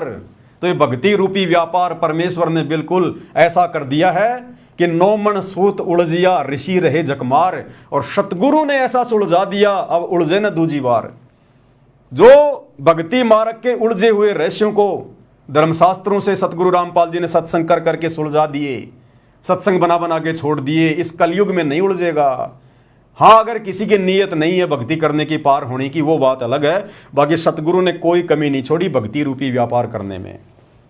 हर चीज को बिल्कुल क्लियर आईने की तरह कर दिया कि भैया तुमने देख लो, अब ये तो है काल, ये है 21 ब्रह्मांड, ये है नकली लोक, और तुम सतलोक में रहा करते थे। सृष्टि रचना के माध्यम से बता दिया तुम क्या सुख भोगा करते थे और कैसे तुम काल के साथ नीचे आए, कैसे आज तुम्हारी दुर्गति हो रही है।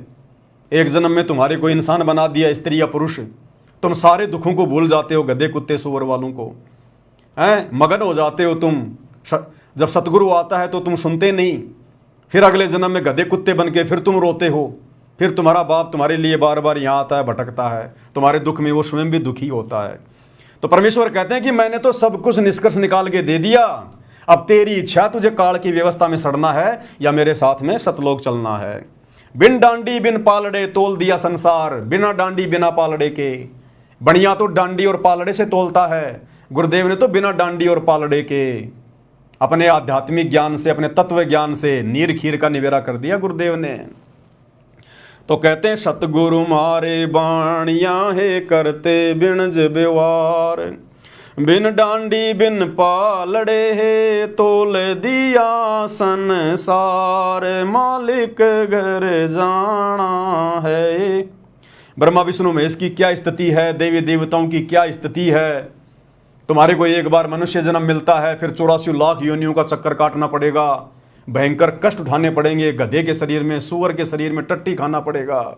ऐसी दुर्गति करेगा, राजा बनोगे, सैनिक बनोगे, तुम्हारी गर्दनें कटेंगी, युद्ध होंगे, फिर कुत्ते बनोगे, तुम्हारे सर में कीड़े पड़ेंगे।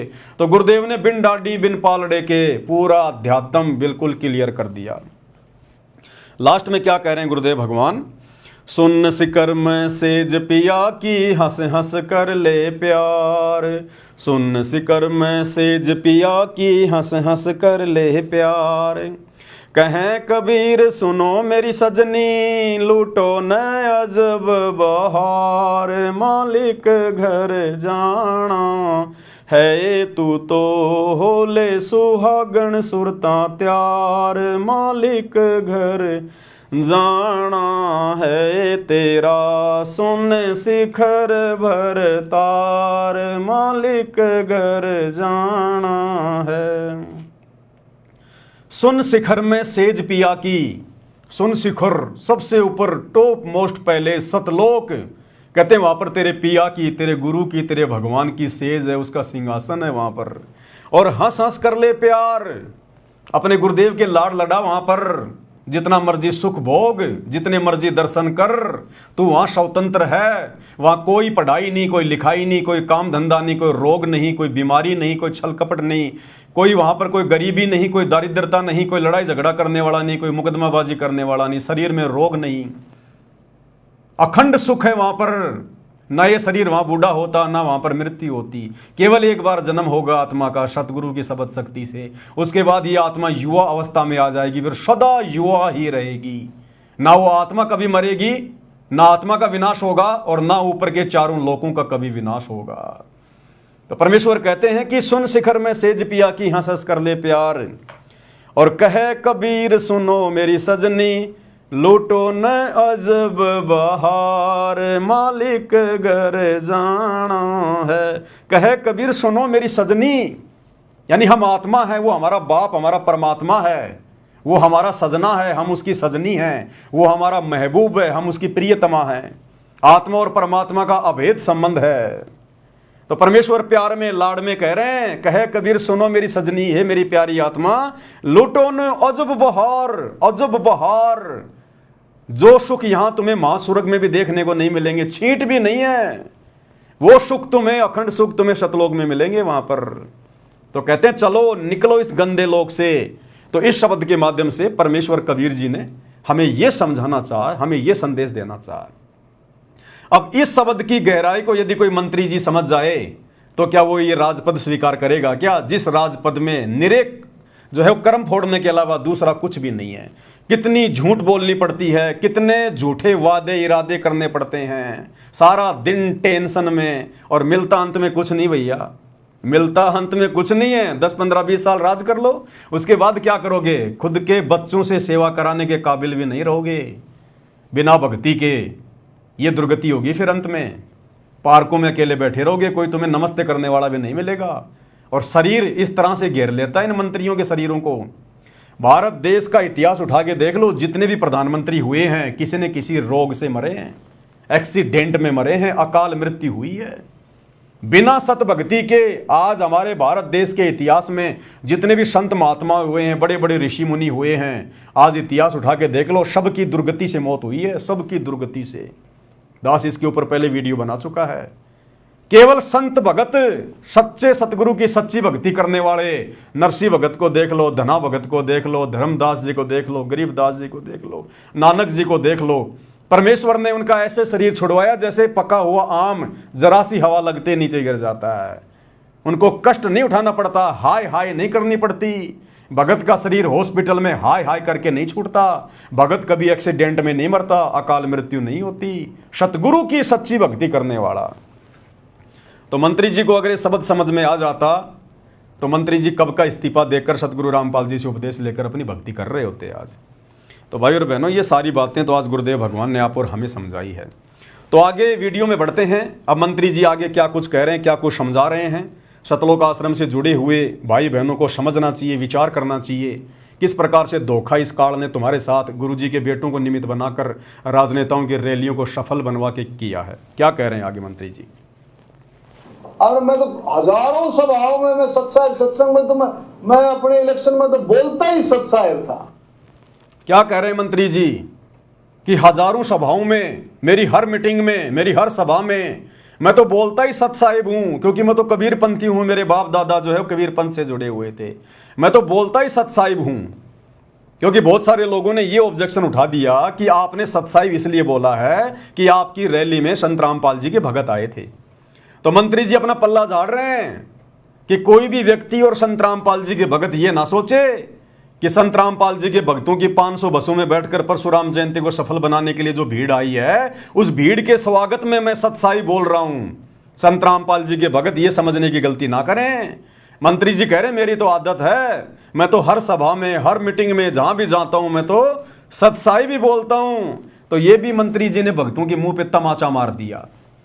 जो भगत वहां पर मंत्री जी के मुंह से सतसाहिब सुनकर लट्टू हो रहे थे कि मंत्री जी ने सतसाहिब बोल दिया, गुरु जी का जयकारा लगा दिया।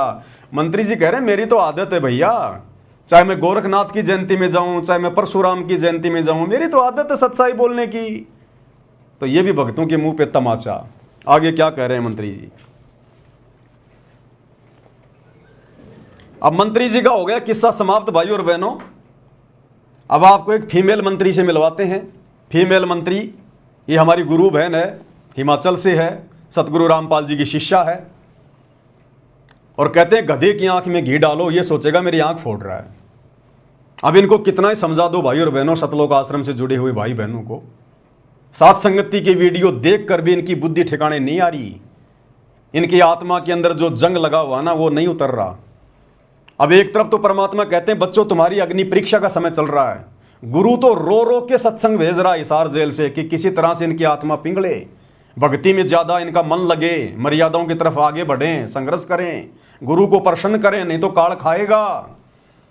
ऊपर से सात संगति के माध्यम से परमात्मा ने कई हजारों वीडियो बनवा दिए, उसके बावजूद भी इनके कान पर जूं भी नहीं रेंग रही। अब ये हमारी गुरु बहन है, हिमाचल से है, और सतलोक आश्रम वालों ने जो एक यूट्यूब चैनल खोल रखा है सा न्यूज चैनल, तो हर स्टेट का इन्होंने वो बना रखा है एक एक चैनल। सा न्यूज हरियाणा, सा न्यूज उत्तराखंड, सा न्यूज हिमाचल, सा न्यूज मध्य प्रदेश, और कुछ एक भक्तों को 1.5 फुट का माइक देकर जो है वो पत्रकार बना रखा है। और वो सारा दिन भक्ति तो करते नहीं, लेके माइक और घूमते रहते हैं, इधर उधर की खबरें इकट्ठा करके और चैनलों पर डालते रहते हैं जो हमारे किसी मतलब की नहीं, किसी काम की नहीं। शिमला में बर्फ गिर गई, क्या करना, नीचे दब के मरना है क्या? कुल्लू में 200 फीट गहरी बस गिर गई, हमने क्या करना भैया? दुनिया भर की बसें गिर रही हैं, दुनिया भर की फालतू की न्यूज डालते रहते हैं, भक्तों का भी समय बर्बाद कर रहे हैं, अपना भी अनमोल समय और समाज से बर्बाद कर रहे हैं। और ये बेचारे युवा भक्तों को काल ने मोरा बना रखा है। अब इस बहन को बताओ, समझाओ इस बहन को कि बहन जी ये जो दुपट्टा है ना, दुपट्टा ये फांसी लगाने के लिए नहीं डाला जाता गले में, ये दुपट्टा माता बहन ने अपने सिर को ढकने के लिए यूज लेती हैं। लेकिन ये तो पत्रकार है, भगत थोड़ी है, ये तो पत्रकार बन गई, भगती गई भाड़ में, भगत तो दूसरे नंबर पे है। सबसे पहले तो ये पत्रकार है सा न्यूज चैनल की। अब ये अपने घर की छत पे खड़ी होके रोजाना वीडियो बनाती है, ये सा न्यूज चैनल पे जाके देखना, रोजाना वीडियो बनाती है ये। आज हिमाचल के मौसम के क्या हाल हैं, खुद का मौसम बिगड़ा हुआ है। जिस दुपट्टे को सर पे रखना चाहिए था, और ये तो वैसे भी भगत है, आम जगत की माता बहनें भी इतनी निर्लज नहीं है जितनी सतगुरु रामपाल जी की शिष्याएं हैं। आम समाज की माँ बहनें बेटियां भी अपने सर को ढकती हैं कोई वीडियो बनाने से पहले या समाज में कहीं बाहर निकलने से पहले, और ये देखो सरेआम। और अब सुनो मौसम के हाल। वैसे तो सतलोक आश्रम मैनेजमेंट हरियाणा का और उनसे जुड़े हुए अंध भक्तों का पूरा मौसम बिगड़ा हुआ है, लेकिन फिर भी ये मौसम के हाल बता रही है, रोजाना वीडियो बनाती है। अब बताओ हम बैठे कोई राजस्थान में, कोई हरियाणा में, कोई कहां पर, और ये कहते कि हिमाचल के सोलन कोई सिटी है, वहां के मौसम का हाल बता रही है छत पे खड़ी होके, और इस वीडियो को फिर डालेगी। फिर ये सतलोक आश्रम वाले भगत इस वीडियो को देखेंगे और नीचे फिर वो कमेंट्स पढ़ना उन भक्तों के, आश्रम से जुड़े भक्तों के, वेरी नाइस रिपोर्टिंग, वाह बहन जी वाह, very nice, your look very nice, यानी तुम बहुत सुंदर दिखाई दे रही हो, अपनी बहन को कह रहे हैं। और कह रहे हैं तू जो ये वीडियो बना रही है ना, मौसम का हालचाल हमें बता रही है, कहते हैं वेरी नाइस रिपोर्टिंग, वाह मजा आ गया, क्या बताया आपने। और ये आगे से आगे उमंग में बढ़ती जा रही है कि भगत मेरी तारीफ कर रहे हैं, मेरी प्रशंसा कर रहे हैं। ये नहीं पता काल तुम्हारा मौसम बिगाड़ रहा है। क्या कह रही है बहन जी, सुन लीजिएगा। ऐसे न्यूज हिमाचल प्रदेश देख रहे तमाम दर्शकों को मेरा नमस्कार। नमस्कार। मैं दीपशिखा हाजिर हूं आप सभी के सामने। दर्शकों आप सभी को बताएंगे कि आज और आने वाले आगामी दिनों में मौसम किस प्रकार से बना रहेगा। अच्छा। सुबह के बज चुके हैं 7 और हम आपके साथ लाइव जुड़े हैं सोलन शहर से जी। अगर बात करें कल की मौसम की तो कल का मौसम पूरी तरह से साफ था, लेकिन जो आज का मौसम है, आज सुबह बहुत तेज वर्षा हुई है। अगर आप करें इस समय जो सोलन शहर की जो ताजा तस्वीरें हैं वो हम आपको दिखाते हैं। दिखाओ। जो सोलन शहर का जो ताजा मौसम है वो इस प्रकार से बना हुआ है। कैसे? जो आसमान में है वो बादल गरज रहे हैं। अच्छा। आप देख सकते हो सोलन शहर की ये ताजा तस्वीरें। अच्छा। मौसम इसी प्रकार से अपना रुख कल से बदल रहा है। अच्छा। आप देख सकते हो कि मेघ गर्जन हो रही है। अच्छा। और जो धीमी धीमी हल्की सी फुहारे बारिश भी लगना शुरू हो चुकी है। अच्छा। चारों तरफ बादल छाए हुए हैं। अच्छा। साथ ही में आप देख सकते हो कि दिखाओ। धीमी सी धूप भी आ रही है। अच्छा। लेकिन अगर सुबह की बात करें तो सुबह बहुत तेज वर्षा सोलन शहर में हुई है। दर्शकों, जिस प्रकार हिमाचल प्रदेश में आजकल मौसम का दौर चला हुआ है, मई का जो पूरा महीना है वो बारिश में निकल गया है। मई का पूरा महीना बारिश में निकल गया। बताओ, पूरा महीना बारिश में निकल गया मई का। तो सुना आपने सतलोक आश्रम से जुड़े हुए भाई बहनों की रिपोर्टिंग। ये कर रहे हैं, ये भक्ति नहीं कर रहे। इनके खुद का भक्ति वाला मौसम बिगड़ा हुआ है और दुनिया को सोलन के मौसम की जानकारी दे रही है। अरे क्या करना हमने यार। अरे हम भक्तों ने क्या लेना देना इस मौसम का। ये तो ऐसे चलता रहता है, सृष्टि का नियम है। ये दुनिया भर के टीवी चैनल रात दिन यही तो दिखाते हैं। तुम भी उन्हीं चीजों में फंस गए। तो ये है सतलोक आश्रम से जुड़े हुए भगत भाई बहनों का मौसम। अब बताओ भाई और बहनों, भक्ति कहाँ है? कहाँ है भक्ति? फालतू के वीडियो, दुनिया भर की बकवाद। कितने भक्तों का समय बर्बाद होगा, कितने भक्तों की सांसें बर्बाद होंगी इन फालतू की वीडियो को देख के, और मिलेगा क्या? अरे भगत बैठा राजस्थान की गर्मी में और सोलन में गिर रही है बर्फ, उसका तो मन दुखी होगा कि राजस्थान में क्यों नहीं गिर रही। ये बहन तो बड़े आनंद ले रही है बर्फ के। ओह, मीठी मीठी फुहारे गिर रही है ऊपर से। बहन कह रही है कि आज का मौसम बादल गरज रहे हैं, तो बादल भौंकेंगे क्या? अरे बादल गरजते तो हैं, भौंकते थोड़ी। ऐसी तो ये रिपोर्टिंग कर रहे हैं। बताओ, अभी भक्ति, बताओ क्या ड्रामेबाजी हो रही है भाई और बहनों। ये काल तुम्हारा मौसम बिगाड़ देगा आने वाले समय में। क्या बताएं भाई और बहनों, बहुत लंबी चौड़ी कहानी है। अब आज की वीडियो को परमात्मा की दया से हम यहीं समाप्त करेंगे,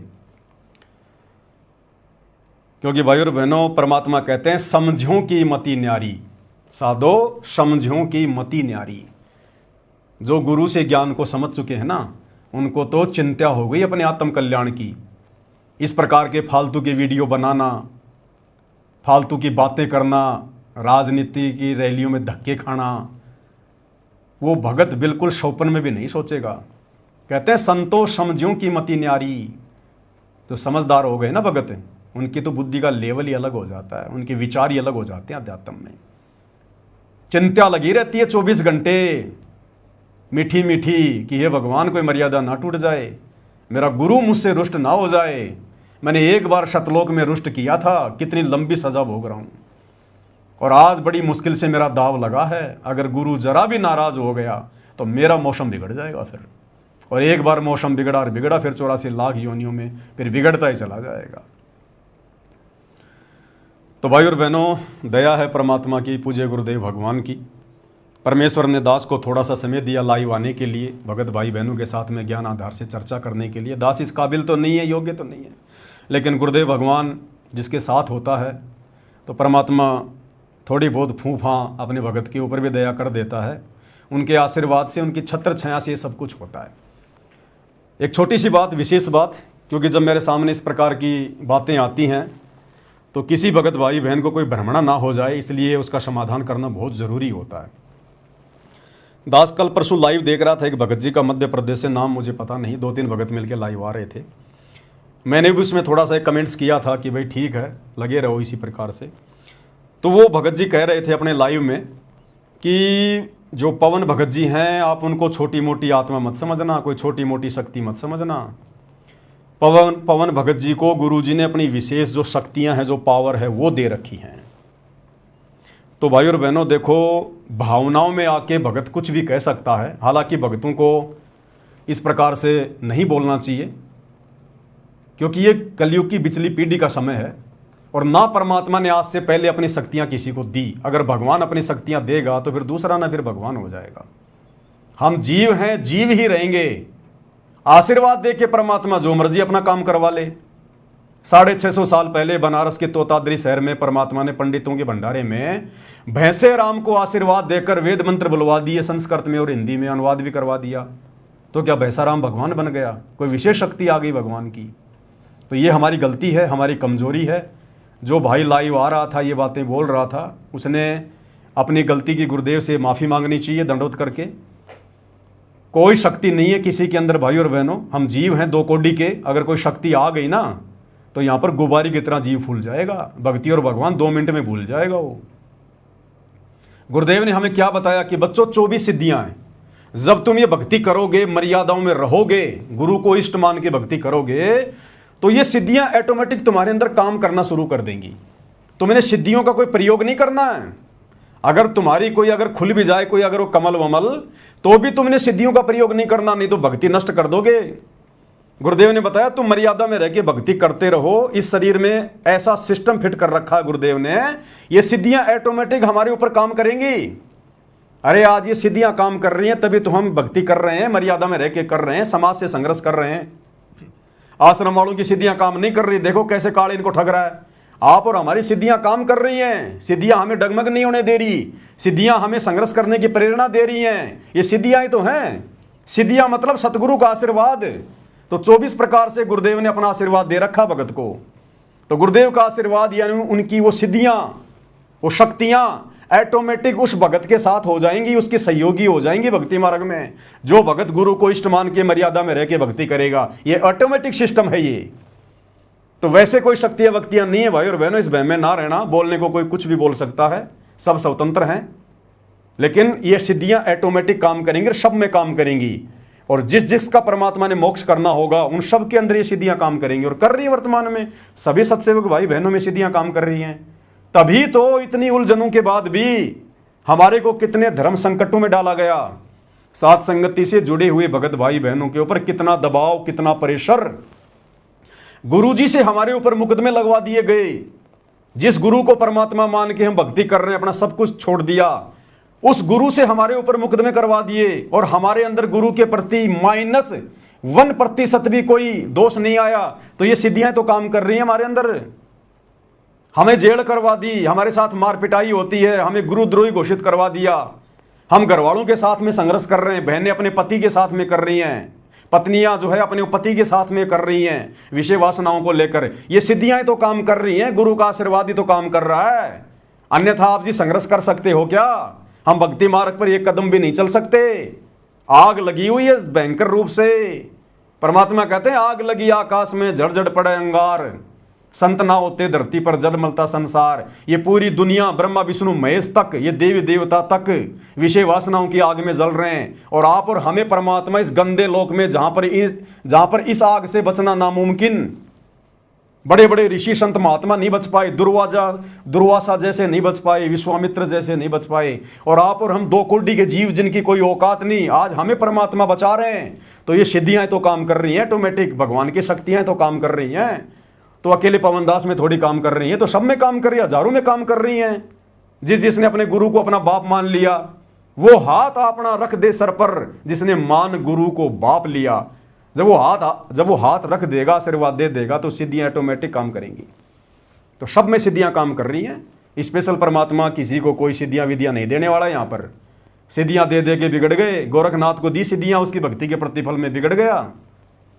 देख लो, दुर्वासा को दी उसने सिद्धियां, 56 करोड़ यादव मार डाले, कितने उसने पाप कर्म उसने मोल ले लिए। जिन जिनको भगवान ने सिद्धियां दी उनके भक्ति के प्रतिफल में अब वो गधे कुत्ते सुअर बन के हांड रहे हैं, कहीं अपना मनुष्य जीवन बर्बाद कर गए वो। तो ये गलतियां परमात्मा नहीं करेगा, अपनी आत्माओं को नहीं बिगाड़ेगा। कलयुग की बिचली पीढ़ी है, जितनी आवश्यकता होगी अपना आशीर्वाद से काम करवा लेगा। सिद्धियां विधियां नहीं होती भाई, यहाँ पर ध्यान रखना इन चीज़ों का। तो आज के वीडियो में केवल इतना ही। परमात्मा हम सबको आज्ञा दें, आशीर्वाद दें, सद्बुद्धि दें, भक्ति मार्ग में हमारा मार्गदर्शन करें। बंदी छोड़ सतगुरु रामपाल जी भगवान की जय हो।